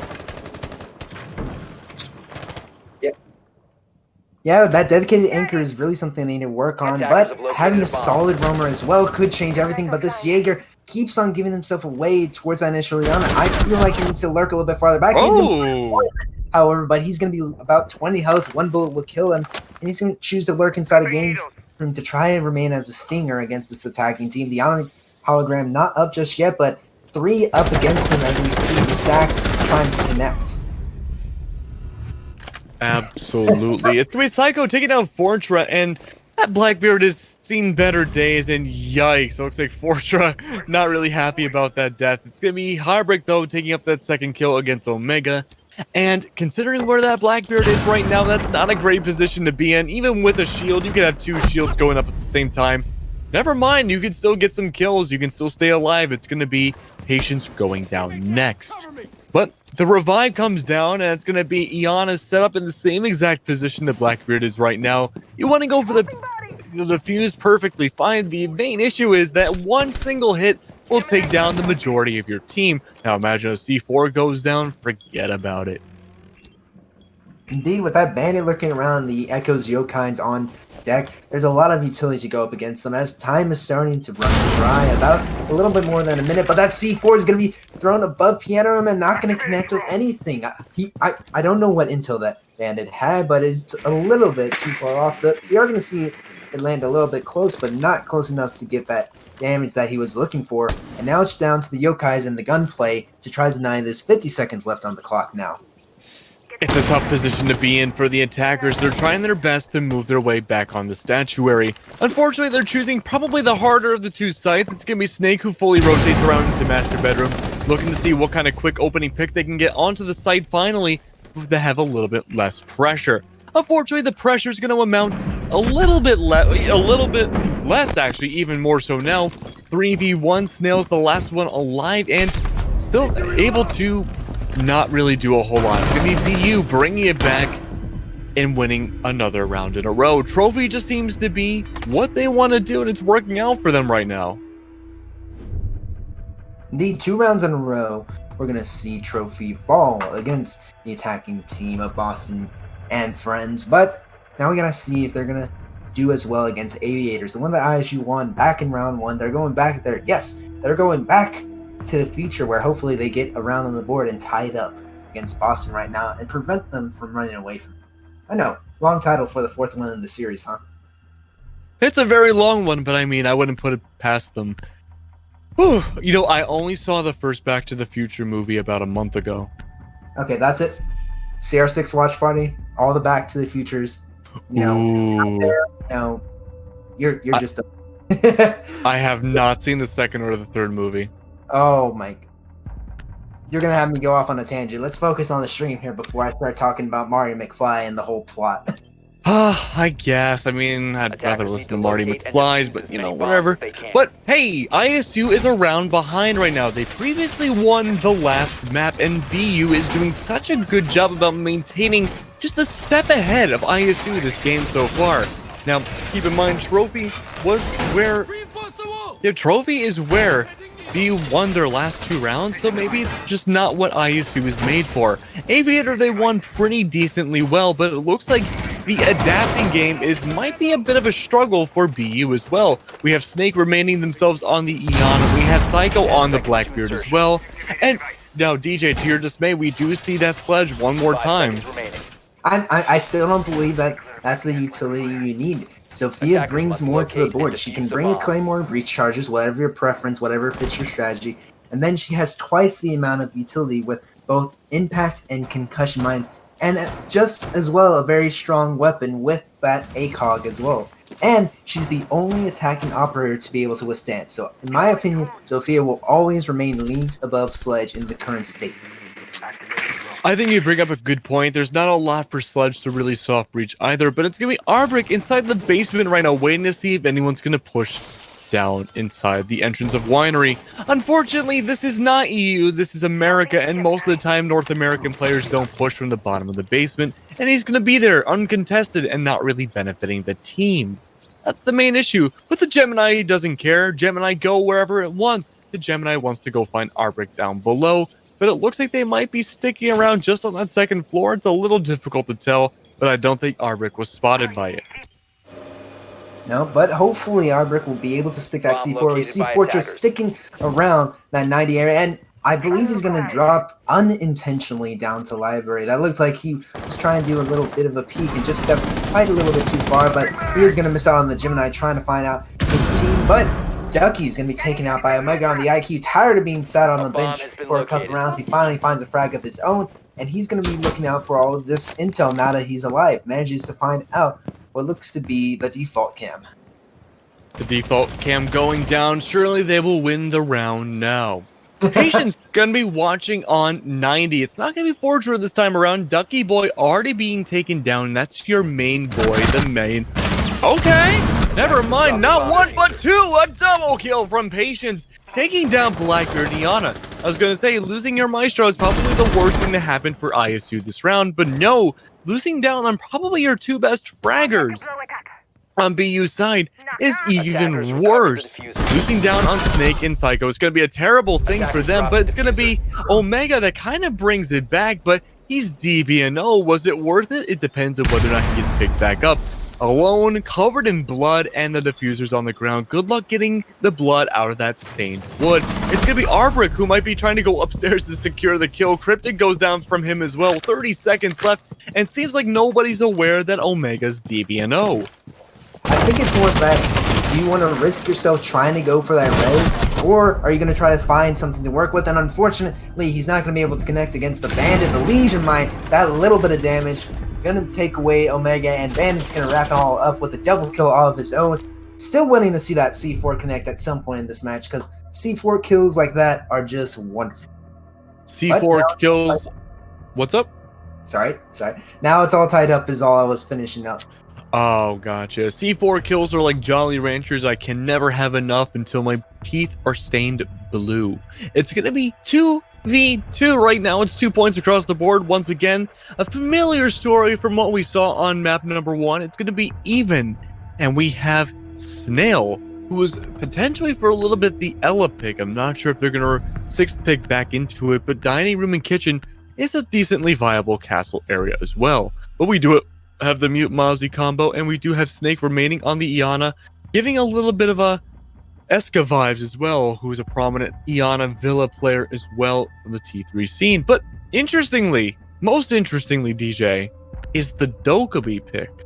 I gotta say, I think I prefer this over the Jackal, and I'll explain why. First of all, if you're looking at secondary gadgets, both Dokkaebi and Jackal have smokes, so there's no difference there. If you're wanting smokes in your kit, both... wait, nope, Dokkaebi has frags now, doesn't she? I'm wrong, aren't I? She's running smokes, though. She's got smokes? Okay. With all of these changes to the secondary gadgets over the past year, my mind's a mixed mangled mesh on them, but she has smoke grenades just like Jackal does, so secondary gadget matches quite perfectly there. As far as tracking opponents, she has one less gadget than Jackal, but it affects 10 operators versus Jackal's measly 3. So at the end of the day, Dokkaebi is going to bring more coverage on the flank watch than Jackal ever could, just based on the numbers alone. In addition to that, she has a wonderful DMR that does decent damage, decent damage per second. Not the best fire rate, it's not an automatic weapon, but her sidearm is going to provide that for her, no matter if she chooses the C75 or the SMG-12s. Either one of them is going to work well, as long as she knows how to control them properly. I think Dokkaebi is grossly underutilized right now in Rainbow Six. But that's just me. I love all of her guns, I love all of her gadgets, I love her utilities. I might be a little biased, especially with Iana being on board too. I love those operators, but let's see them win out the round and prove you guys why. Now, the Mute Mozzie combo, actually, no, I apologize. The Mute Mozzie combo is not going to be a thing this round. Ducky Boy is 6th picking into the Pulse pick, which will be really interesting. Hopefully, the Pulse had not been droned out yet, especially with the Mozzie capturing drones. All the more security the Pulse will have for potential C4 kills. And now we're going to see the attackers stacking up outside of this master bedroom to try to get some verticality. We do have two, as Fortra is gonna get the kill onto Omega. Don't even know where he got the shot. He's finding the shots onto Master Bedroom, and all Cryptic getting the kill, but very low HP, about 5 health for him. And the C4 connect. Oh, Ducky Boy using the pulse. Not the best operator to hit, but that's still 2 off the board for only 1 operator and 1 C4. Very well done, and you still got that Mozzie who can be lurking around. He's gonna go ahead and lurk on back to side as he's only 1 HP. And at this point, you've lost a soft reach, you lost your utility denier. Now you gotta hope that this measly team of random utility, Iana's not gonna bring too much utility besides scouting. Dokkaebi can do great for the flanks, but fragging wise, she can be questionable if you can't control her guns, and Blackbeard has to be the point on this. He has to lead the charge with those 2 shields denying those headshots. Absolutely. You need to lead the charge right now, and the DMR is kind of a risky position to do that too. No more C4s on the board for Ducky Boy, but you can still use that utility to tell your friends, hey, take these guys down. But no, Snake and Psycho are rushing. They're like Batman and Robin, an unlikely duo, or I guess in Iana's case, kind of being like Sailor Moon and Tuxedo Mask, being an unlikely duo in star-crossed lovers, making their way into dining and needing to get that diffuser down. The Dokkaebi somewhere, seemingly nowhere to be found. Not sure. Oh, she's right with them. Beautiful work. It's gonna be a huge cluster at the very last second, it seems. So this could go either way. No C4s left on the board as far as I'm aware of, but it's looking like it's not going to go in the attacker's favor. Last one alive is going to be nobody. ISU wins the round, and Ducky gets a double kill doing so. Yeah, unfortunately for the attacking push on there, a flashbang was tossed, and it just blinded at least 2, maybe even 3 of the attackers as they stacked up on that door to push in. And between that, they lost the Dokkaebi call, which was drawing some attention, maybe even giving away a few positions. And they couldn't have the sight line to push right there. They lost the timing that they had, and with that, they lost the round. Yeah, I mean, it was just a bad situation to be in, to have all of your remaining attackers with 30 seconds left pushed together in a very small consolidated room. You know, you're no dummies when it comes to attacking on dining. You know there's going to be multiple different angles being held from pantry and from the other side as well. But all things considered, a little bit of panic going down in BU's mind, and they got punished for it accordingly. Yeah, now we're heading back up to Trophy, and I'm not sure I want to see this. I know they don't have much options. The only other place they can go at this point, I believe, let me take a look at my notes. The last place they can go besides this is Library right now, because we have Games Room and Dining both locked still by the round thing, the round lock.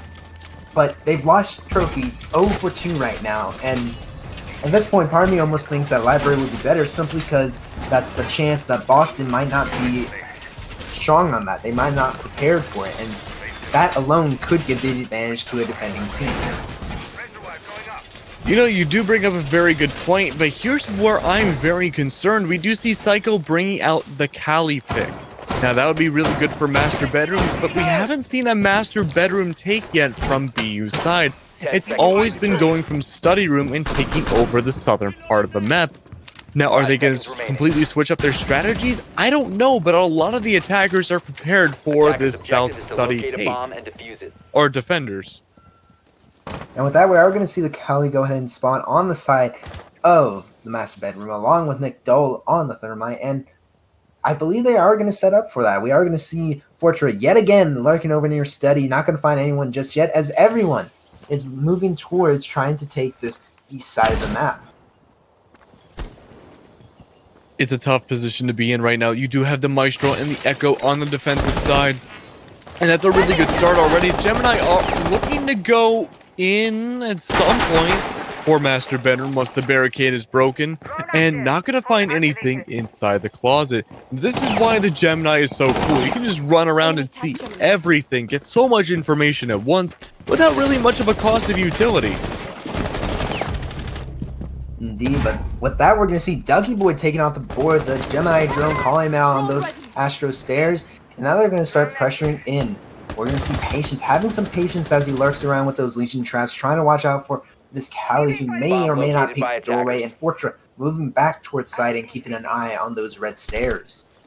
A minute 47 left, and that oh my god, the Callie is playing up so close with that sniper rifle. I'm not sure what secondary they've brought out, but the SPS needs to come out very soon if you want to have a really good chance to bring this back. Now keep in mind, smoke grenades, everything. I believe the Callie sniper rifle is a little bit smoke proof, like thermal.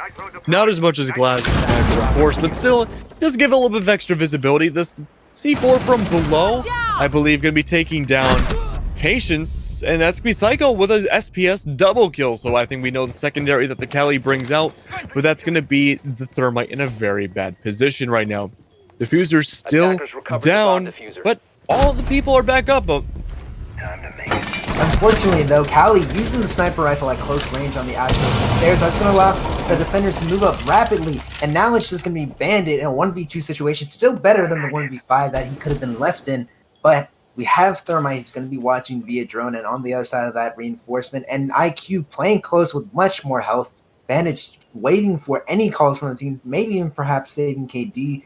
Diffuser's not down quite yet, so he still has a chance at this, but there's no C4 for him to use, and the attackers have site secured. Unfortunately, McDowell is going to be the one planting, so that's going to make it very easy to take it, but Omega watching the breach going to take out Bandit away from all of this, and that's going to leave it in the hands of Boston. They're going to make it 3-3 going into the side switch.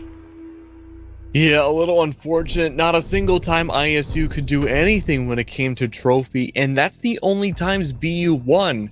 You got to give it to ISU. They managed to win on multiple different sites, but they just could not win at all when it came to trophy.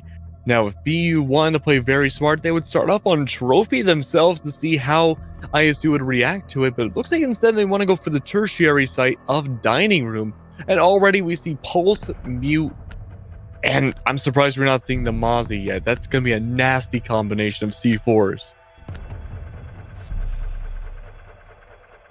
And it looks like we're not going to see any 6 picks from the defending side. It's going to be all locked in. Oh, but no, we have the Legion going for probably a Pulse. Probably a Pulse. And they're thinking that, no, they're going to stick with a Legion. Legion for the Dining Room. We do already have the Pulse in the hands of Omega, of course.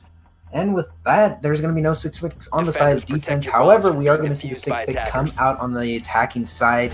However, I did not manage to catch that because my memory tends to be a little bit shorter than usual thanks to a horrible sleep schedule. Yeah, I feel that. My regiment now is 1 a.m. to 6 a.m. if I can. Oh my god. I don't even want to know how you operate with 5 hours of sleep, much less... I don't. I don't operate. That's fair. But going forward, we have the side switch already on the board. We're in dining first. Dining first. Not aviators, not trophy, dining. And I think we're going to see something come out with library. I really hope we do. Because look at this. This is unconventional even for dining. We have a rotate. We have soft walls for that 8th side. We have these reinforcements being placed or not placed even where there usually are or aren't. So this is something unconventional, something different. This is something designed to take ISU off guard. Yeah, absolutely. And I think that's what that's what BU really needs right now. It's definitely unconventional, but you have to do whatever you can to really get that advantage right now, especially when ISU is a map ahead of you. You want to do whatever you can to bring this to map 3, no matter what it takes.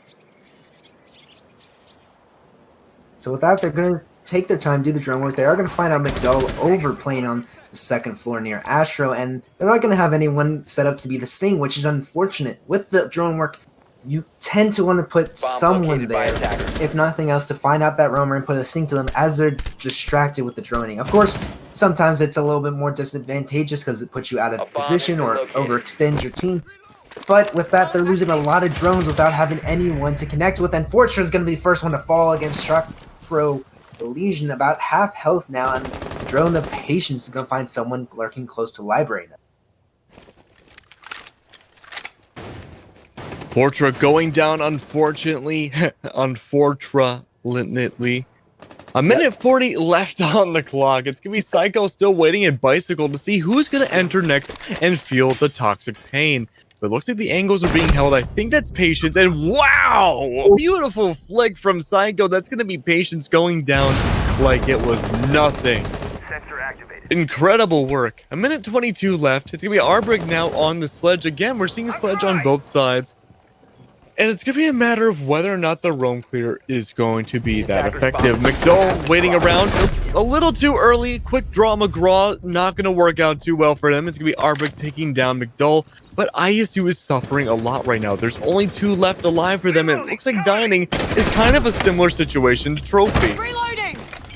But they are going to manage to find one. Snake on Boston being taken out. That's the Yokai's off the board. But they are going to still be up for a little bit of spotting onto side as well. Gridlock, with her very accurate AR, however, and her very loud Gridlock tracks, is going to start trying to distract the round lane, the grid, so they can set up to put this on lock. Oh man, 30 seconds left and it's a 2v3. Psycho has taken so much damage right now and everyone's all grouped together on the defense. So close together and shots are going down left and right. No one seems to have the clear advantage right now. 20 seconds left. The defenders are holding on to B side as much as they can. C4s are sounding everywhere. Shotguns are going down. Arbrick and Omega get the last kills. And with that, BU finally has the advantage lead. Yeah, unfortunately for ISU, in all the kerfuffle of losing half their attackers in the initial bouts, they lose the diffuser, and Gridlock and Sledge don't move around to get it back. They have to go for frags. They couldn't afford the time to reposition and get that diffuser, and with that, they just couldn't quite connect. They couldn't find what they needed, and the shotgun and mute connecting, blasting Sledge away, and then the UMP of Pulse connecting onto Gridlock to take it away. That's going to leave Boston with the round advantage, and ISU has to scramble to get back on top. This is the first time BU has had a 2-round link or chain going on. They won 2 rounds in a row right now in this matchup, and that's what they really need. We see Ducky Boy with the Gridlock again, and we see Arbrick with the Jackal, and this is just really reminding me of like when Villa first came out. It's a very similar lineup minus the Gridlock, but all things go now, it's really like when Villa first came out. Yeah, indeed. And with that, we're going to see Gridlock traded out for the Blackbeard, trying to deny that one-shot headshot ability, but you have to add the fragging power behind it to make it worthwhile. Even bringing the breach of charges, I almost think that they should have brought the flashes instead to burn ADSs or burn my charges, or just, if nothing else, distract the enemy whenever they push. Yeah, no, you bring up a really good point, but the Wamai magnets are out as well because, and that's just going to make pretty much any kind of projectile almost useless depending on where it goes. Now, normally when we see this setup, especially in Aviator, we see a Goyo to go along with it, but it looks like now because Echo's on the board, they're going to opt for Echo instead of Goyo on BU's side. But the Bandit is still out, and we haven't really seen his utilities be used anywhere in the game so far. Now, they might go on something like Vault Wall. It's a little hard to tell, but I believe it's going to be completely unused from the looks of it. And it might go on Study Wall as well, but from the looks of it, he might just be running it for the C4 and the MP7. And the answer is going to be yes, partially. Only one being used for Vault Wall. Everything else, unfortunately, going to have to suffer the wrath of a Thermite Exothermic. Yeah, leaving utility unutilized or unused is definitely something that the defending team shouldn't do. You should place it any chance you get, especially if you're going to be set as more of a roamer or more as a late C4 denial guy. You need to make sure you have everything you can to slowing down the enemy, especially if there's the chance that you might not be able to be there. There we go, to bandit trick it yourself. Yeah, no, absolutely. I agree with that. But, I mean, all things considered, when it comes to Aviator, you don't really need to hard breach a whole lot. You have one Vault Wall, and that's essentially it. And even then, you don't need to get it open in order to have the sight, but it's going to make things a lot harder. Now, we are seeing the study-centric attack right now, and it's not something we haven't really seen in a long time. It's been mostly Master Bedroom for a while, but if you can make it work, you can make it work. Now, McDowell's playing a dangerous game right now. He's playing at the top of main stairs, and someone's very clearly watching him, and I believe that's going to be Snail on the Thermite. But who? They want to go for the pre-fire. Who's going to peek first? But no, the pre-fire does not go in his favor. And in fact, it's not the thermite. It's going to be a somewhat damaged now Blackbeard. Yes, indeed, the headshot saran wrap that he has, protecting his wee little head. Gonna have about 60 health after that engagement, and gonna be pushing up less than half time remaining though, so the Lions denied a lot of time. And Cryptic watching the flank, knowing that no one's really pushing that way just yet. He does have that window open, however, to worry about, but that also provides a potential rotate if absolutely needed. Oh, and it looks like it's a little frozen for me, but I'm assuming it is splendid for both sides. McDowell's still the only one down so far. It's going to be Ducky Boy still looking down towards Classical Hall to see whatever he can find. So much being nothing. Again, we're in a stall area right now. 30 seconds left. And everyone on ISU is trying to figure out how they want to attack this site. They've only been pushing from one angle, but there we go. Patience finding Omega, and that's going to be a great entryway onto the site. Possibly finding another pick, but no, that's not going to be enough. It's going to be Harbrick that takes down Psycho. There we go. Fantastic work. Like a lawnmower going over a soccer ball. It's going to be an absolute shredding of BU side at the last minute and a flawless round of boot for ISU. And see, as that round finished, I feel the fear in myself, knowing what I know with this observer camp. I feel like it's a horror film. I know that the killer's about to sneak up on the unsuspecting victim. Jaeger sitting around outside of that aviator's site, and there's just bam, taken out by the sledge from behind to finish off the round, bringing it back to 4-4 going into round 9. And we're going over to trophy and statuary, not even going to mess around with aviators anymore for now. Yeah, I mean, it's tough. I mean, you did such a good job on BU's side when it came to dining, and you did not do very well on aviator. Now, of course, I don't think ISU was really expecting to go dining in the beginning, but having trophy now being a more predictable site, it's definitely going to be a little bit more leveraged, I think, in ISU's favor going forward. Now, the dining site, I think ISU again is more prepared for this time around. The Mute Mozzie combo and the site, and not the Cypher, the Maestro Pulse to boot, I think this could go really either way depending on how those C4s and overall the Intel denial utility is used. Indeed, odds are though we're going to have the Pulse lurking down below, over near dining, or perhaps a little bit closer to inside a site, so he can try to use something to find an early pick or even a late game plant denial. They got to be very careful though, because a lot of teams will drone out below just to make sure, especially knowing that Pulse is going on into this, knowing that Boston has a hand in that C4 basket. Yeah, and I mean, we have 3 C4s on the board as well. It's going to be a lot more of an explosive ending than I think maybe ISU hopes it to be. We haven't really seen too much C4 kills come out between these two people in the set so far, even including Clubhouse. We did see Patience with a great C4 going out of logistics, but that was pretty much it. I think we did see one a few rounds ago from Omega as well, but that's pretty much all we've had in terms of C4, despite how many are being brought out every round. But interestingly, Omega holding the semi-outside angle, but it's going to be Arbrick already prepared for it, taking down the Pulse. That's one C4 completely gone before it's ever even used. Yep, and that's just wasted utility at the end of the day. There's no reason that Pulse had to peek that. He could have been lurking somewhere much deeper in the map, somewhere where he could have used cover, utilized rotation around, destroying the drones and repositioning, but instead he opts to be aggressive for it. And at the end of the day, you're a defender. Your job at the end of the day is to waste time, not get kills, no matter how good you are with gunplay.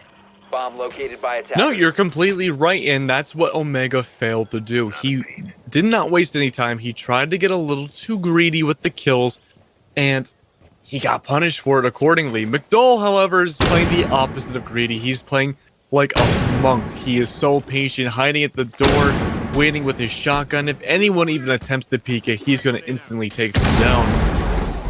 Unfortunately, it does not have its merits too, however. It's going to be the thermite wall opening up inside of the master bedroom. That's going to allow a lot of leeway going for the Blackbeard, especially inside the bathroom, and the walls to be opened up to allow the attackers to plant very, very soon.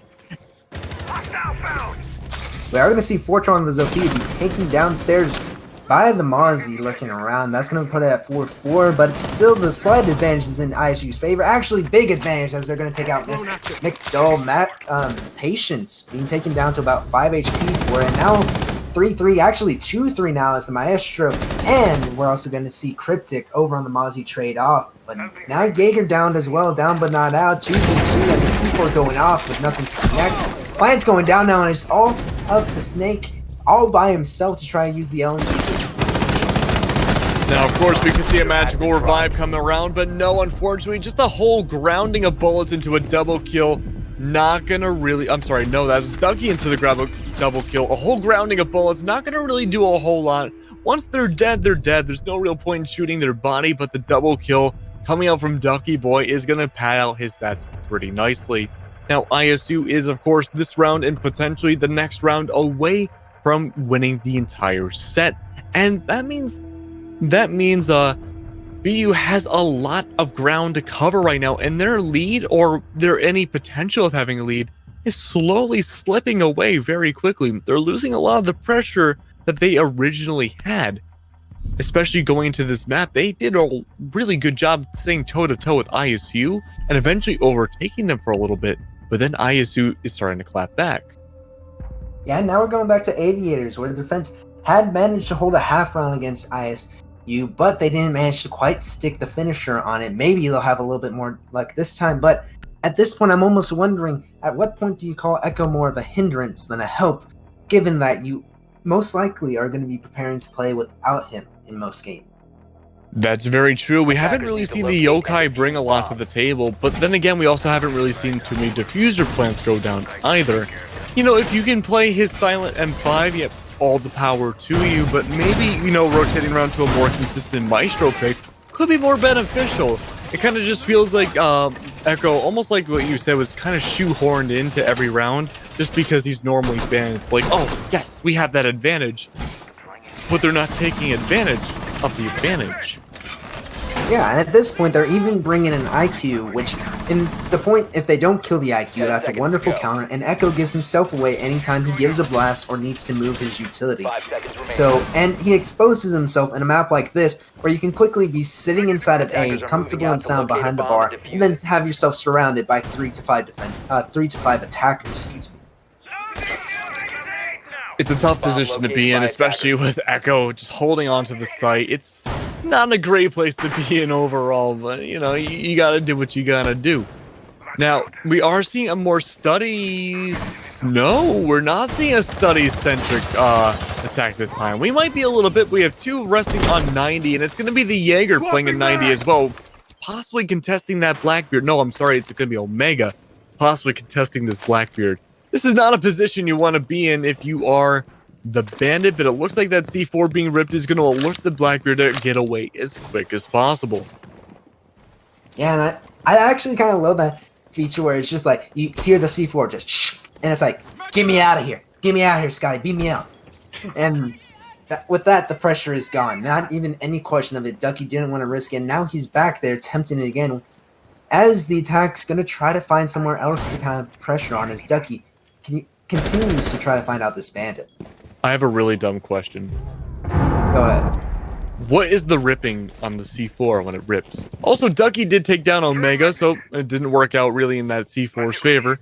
But what is that ripping from? Oh, yeah, is it tape? Tape. I imagine it's safety tape that he's ripping off, like, so you don't accidentally, like, hit the numbers or something.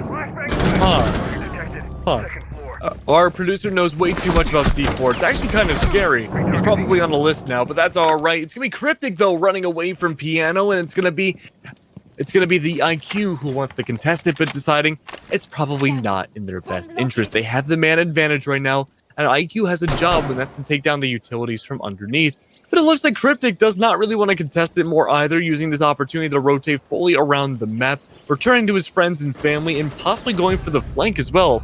And that is really good timing because Ducky did take down McDull as well. Yeah, with that already, one of the Yokais is taken off the board. We saw one get placed by Bookshelves, and so does IQ with her gadget. And now it's going to be up to Smoke to prevent the pressure on in. The Thermite's going to get the off with Omega on the bandit taken away from 90. and he's just going to be tossing them in, trying to deny time. Of course, time is a little bit on the side of the defenders. 35 seconds left, so they can just dance around for a little bit. But Maverick's going to find one on the Snake. That's going to leave it as a 4v2. It's a tough position to be in. It's going to be a 3v2 right now. The numbers are dwindling on both sides. Cryptic being DB, no, it's going to be down to Sakai. He's the last one alive, and he is a whisper away from completely dying.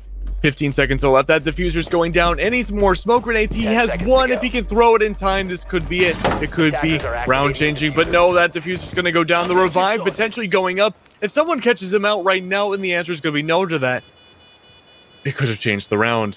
But Arvik right now holding that angle is going to be taking down that smoke, and it's down to the recently revived Jaeger to bring it all back. But that line of sight from Snail should have been able to find that Jaeger, but maybe they want to buy their time. Nope, the doorway is in the way, not able to see him. But he's going to slowly sneak on by, trying to get the IQ. No matter how much noise you don't want to make, eventually you're going to slip up. Going past the blood-splattered walls, trying to see what he can do. Time is running out. 7 seconds left. Takes out the IQ, but it's not valid. There's no exit frag. He just wants to get away with his life while the diffuser makes his final clicks. Attacker mission Yeah, unfortunately for the Jaeger on the side, getting revived, his team doesn't know where the diffuser's at. The Yokai didn't seem to be on the board. And no intel for him. It was a nice play for the attention away from the IQ for a little bit, splitting. It's not perfect. It does bring one barrel away from one direction that could have taken advantage of, but it just didn't quite work out with having no intel to act upon. ISU now one potential round away from bringing the set to a 2-0. Will we have two 2-0s tonight, or will we be going to map number 3? That's the million-dollar question, and round 11 might be the answer to what we want to know. Again, no real operator changes going on in the defense. We have the Mute Mozzie Pulse combo, and we have the Echo and Legion as well. Now, of course, that to be said, ISU hasn't really changed what they brought out either. We've been seeing kind of a trade-off between the Maverick and the IQ, but instead, we're seeing a Ying, and that's the most different operator we've had all night. Yeah, with that, the Ying's going to bring something a little bit different to the board, and at this point, you got to have a little bit of a worry because we aren't seeing a Jaeger and we aren't seeing Oh My. The timing is perfect to utilize the 6th pick. Yeah, I mean, the 6th pick, man. I mean, a Ying? Now, a lot of people, DJ, have been saying that the Ying is sort of in a similar boat to, like, Mirror, right? Where they're statistically on paper overpowered. You have smoke grenades, you have 3 Candelas, you can blind up an entire room, or you can just completely murder all the ADSs, and there are no ADSs or my magnets this round. But we don't ever see them. They have a good gun too, but we just do not see it used. Why is that? Attackers are moving. Do me one favor, Pete. Which gun are we talking about on here? Oh, Ying. Ying, I think we're not seeing her used because her utility tends to be countered fairly well. We see Jaeger and Womai countering her strongly, and not only that, the Candelas have a tendency to blind her own teammates if you're not too careful. But we see that happen even with the weak flashbangs. But the peak from the Echo, tired of being the guy lurking around over behind a wall, he's gonna get a little bit aggressive, but lose half his health for it. Fortuna is taken off the board, however, so this is not only the time for a strong 6 pick from the attacking team, but a strong spawn peak from the defending team. That's going to make them question on how they're going to push on into sight from ISU. Now, interesting push from down below. It looks like there's going to be a Blackbeard down below inside basement, going for a potential roam clear that really won't exist. Now, what's cool to see is that the Pulse probably isn't going to be looking below. He's looking below. He's looking for that Blackbeard, but hey, guess what? They're already inside Pantry. That's a really, really scary area for a lot of these defenders to be in, and the Pulse is seemingly nowhere nearby. He's slowly crawling closer, but is he going to find the right angle? Now, Pantry's slowly opening up a little bit, but the C4 is completely not going to work. He has to go up the stairs to throw it off. Or beneath his heart, and yikes, there we go. In fact, though, the Pulse runs up and gets a kill along with a double kill from Omega. It's gonna be Arbrick, though, that takes down Snake, and BU wins round 11. Okay. It looks like, again, a big case of clustering all together and just dying en masse. Yeah, unfortunately for ISU, while they not only lost Sophia early on, they got clustered up a little bit too close, and then I believe the Candelas managed to even blind the Blackbeard right before Post managed to get to him. So while Ying is a strong op, if you aren't prepared to use that utility properly, like we see with Maverick, the utility will work against you almost every single time. So that's true. It's really wonderful flank from Pulse to find out, and the Ying horrible Candela throw to just add on top of that. It's hard because there's no real decent way of aiming it. You throw it in usually like you can throw it in like a flashbang where it's really last second kind of haphazardly, but it affects the room so much that you have to call out really early that you're going to do it. And normally it's not planned that far ahead. No operator really changes this time around. The Legion's going to be going away, and in return it's going to be a Jaeger. Definitely in response to the Ying pick, I feel like, especially going for trophy and bedroom. It's just better to have a Jaeger in case of a smoke plant or anything like that on either side. And we did actually see a smoke plant on B a few rounds ago where the Echo tried to go for a knife and unfortunately failed. Yeah, unfortunately, not connecting with that knife is going to change the course of a round, but heading back up to Trophy, we're going to see if DSU can be as successful on their defense for this final one before the side switch, or before even the end of the map, or if they're going to fall victim to what ISU saw in their defensive hold of Trophy. Yeah, I mean, Trophy has been the most back and forth site we've seen between the two teams so far this game. I think by now both teams have won and lost a trophy, either attack or defense on both sides. Actually, I'm going to take that a step farther. ISU did not win a single defensive round on Trophy, but I believe they won most, if not all, their attacks. So it's definitely not straightforward. It's not 100% guarantee either way, but it's still going interestingly, definitely, to say the very least. Now, Cryptic's will be hiding inside Aviator room right now, kind of just chilling inside Vault. He's got a lot of intel to play around with. He's got his little toys waiting at Classical Hallway. It's the 45-degree angle. Yeah, and they're just waiting for the attackers to come on and now get all set up and ready to go. Omega creeping down below, and I gotta say, this is a weird position to have him in, because having that C4, you can't really utilize it here. All of that is solid. You can't just toss it and hit something. You have to creep out into kitchen, into dining room. But it does allow him to lurk away from the Jackal who's trying to find him right now. The drone is going to spot him out, however, so Jackal will be on the hunt and perhaps even opening that hatch to cut him off. Absolutely, but that pulse is already miles away, trying to run away as quick as possible, and because of the 3 floors that Villa has, a lot of people don't realize there's 3 floors to it. The quick rotates going all the way across the map is going to distract the Jackal a lot and keep him away from the rest of his team. But that's quite alright. That's going to be a huge, benefit for BU side, because now they only have to worry about 4 attackers when it comes to their sides. Now the C4 is getting ripped over and over again, trying to bait it out. Fortra gets the Claymore kill onto Omega, and Cryptic does clap back and take down Andre. Michael, however, takes down Ducky Boy, and it's not looking great for ISU right now. They've lost out on their Jackal, and they've lost out on their Blackbeard. Those are a lot of fragging and intel operators that you've already lost out on, but Patience, being as patient as he is, goes straight for it, along with Snail to take down those 2 before. Now the man advantage is in ISU's favor. It's down to 2 people left alive for BU. If they lose their lives this round, they will be saying goodbye tonight. This is the round for all the beans in the barrel. If they cannot bring it back, then we won't be seeing overtime tonight. 30 seconds. Right on the other side of that, we see one bullet hole that could have given Maverick away. Is Snake going to be able to get off of that? But no, the pixels are not enough for him to see. Trying to connect with that. Yokais are out in the field still, as we hear what I believe are the concussion mines going on to try to get some cover. Ping's coming out now, and the plant coming out from Thermite. The Yokai going off. 10 seconds, and the fuse on the board. Now we're in post-plant, and they got to retake this to defuse.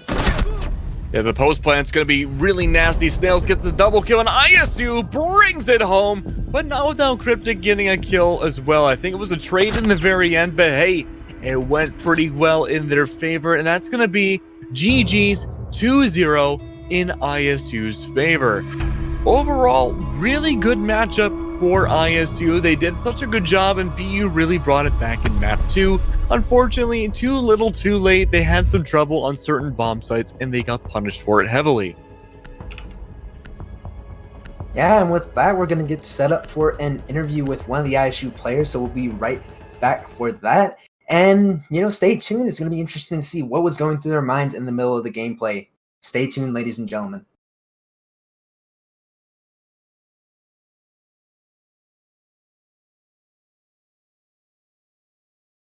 All right, and yeah, the game overall went really interestingly.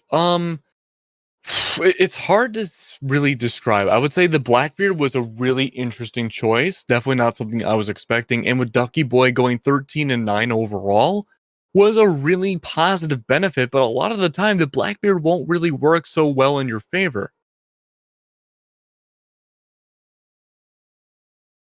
Okay, it looks. Oh, and here's Patience. Hello, Patience. We talked earlier. How are you? I'm doing good. How are you? I'm doing quite well. I'm sure it feels good to go home 2-0 tonight. Absolutely, man. Absolutely. It feels really good. Oh.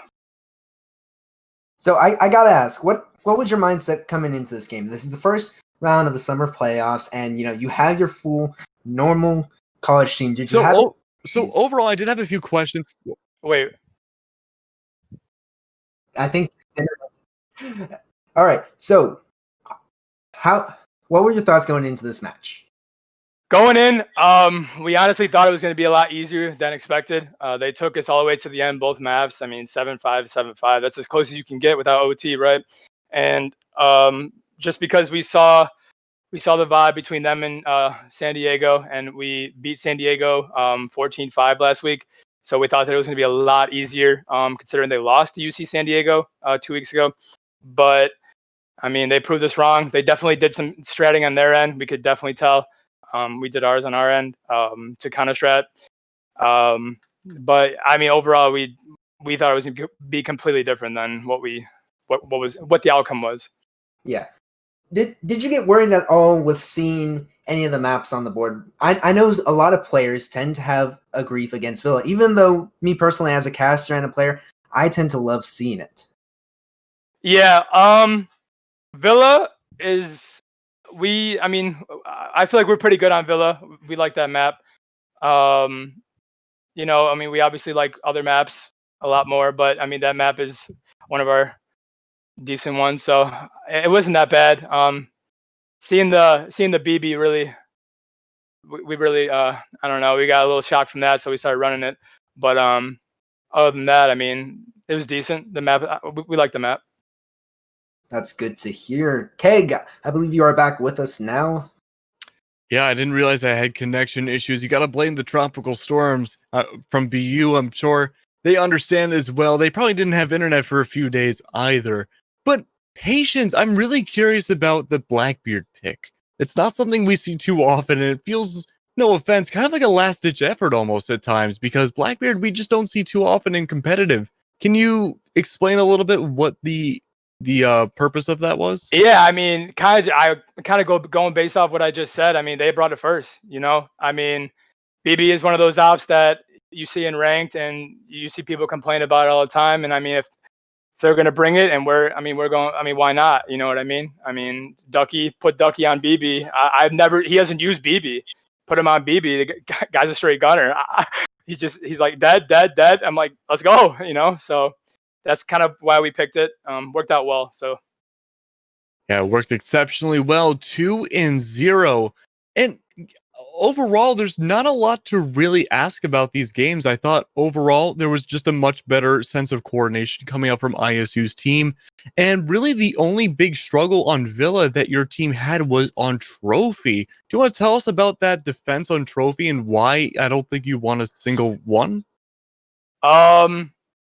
They do a great job roam clearing for Harabic and Fortra, and seeing that. I mean, normally Haravic is our top gunner. He's normally running around the map, getting frags, just going, letting him do his own thing. And it's kind of tough when you kind of limit that. And we kind of had a struggle, I know, on that one where it was smoked off, and they were planning right by Snail, and it was just it's hard to you're hearing. I feel like Villa is a map that the sound's really off, and so you're hearing things that you think it's closer to you, so he's knifing around him, but it's really not. So it's kind of like not his fault, it's kind of the sound. But at the end of the day, you can't even see what he's doing because of smoke. So I mean, I don't know. We normally have a good success rate on that, but they really knew how to take it with that. It's probably the Ayana, to be honest. Yeah, speaking of which, the Iana is not something we really see too often when it comes to competitive Siege either. Were you guys ever scrimming or preparing for fighting against an Iana pick? Like I said, we looked at that VOD. We saw they took Ayana for Villa, so we kind of knew they were going to do it, but we've never really played against it in comp. So I guess going off that, like, we looked at it, you know what I mean? But we didn't really play against it, like, hands-on, so. No, yeah, absolutely. But Patience, congratulations on the 2-0. You guys did a fantastic job, and I'm sure it's not the last time we'll be seeing you either. DJ, did you have any lasting questions? Not really much else. Don't want to pick your brain too much as you still have the rest of the summer playoffs to go on as well. Don't want to expose too much of what you have planned for the rest of this series. But I would like to congratulate y'all for making it as far as the round 16 match, and hopefully we'll see you do round well in the next round of playoffs. 100%. We're ready for it. My team GOAT, Snail GOAT, Fortune GOAT. Yep. And with that, ladies and gentlemen, we are all set to wrap up tonight's stream. This has been a wonderful set of matches here tonight, and I would like to thank Keg for casting with us. He is dealing with internet issues, and we managed to work around that. So thank you so much, Keg. Thank you so much as well to our observer and producer for this second set, Tango Mango Down, always stepping up to fill in the blanks. So if you loved what you see here, give us a follow here on Twitch. If you liked that as well, join our Discord. Follow us on Twitter to get all the announcements. And if you're interested in playing, reach out to us because we have the Season 5 soft registration announced, and we'll be certainly looking for more teams to play. So, ladies and gentlemen, thank you for everything, and we will see you tomorrow for even more rounds of CR6 playoffs.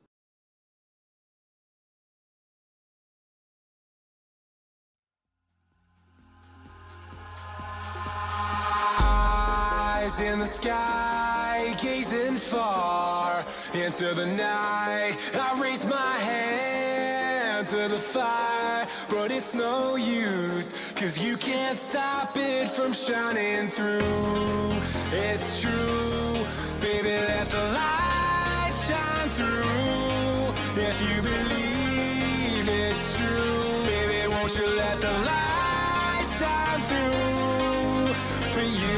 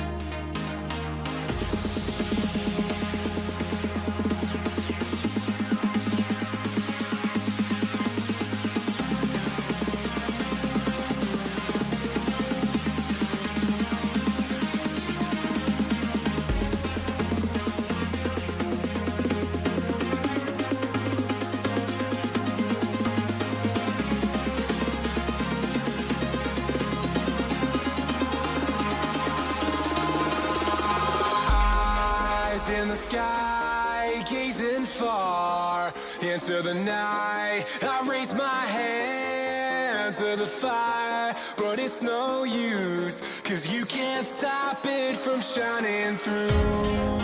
It's true, baby, let the light shine through.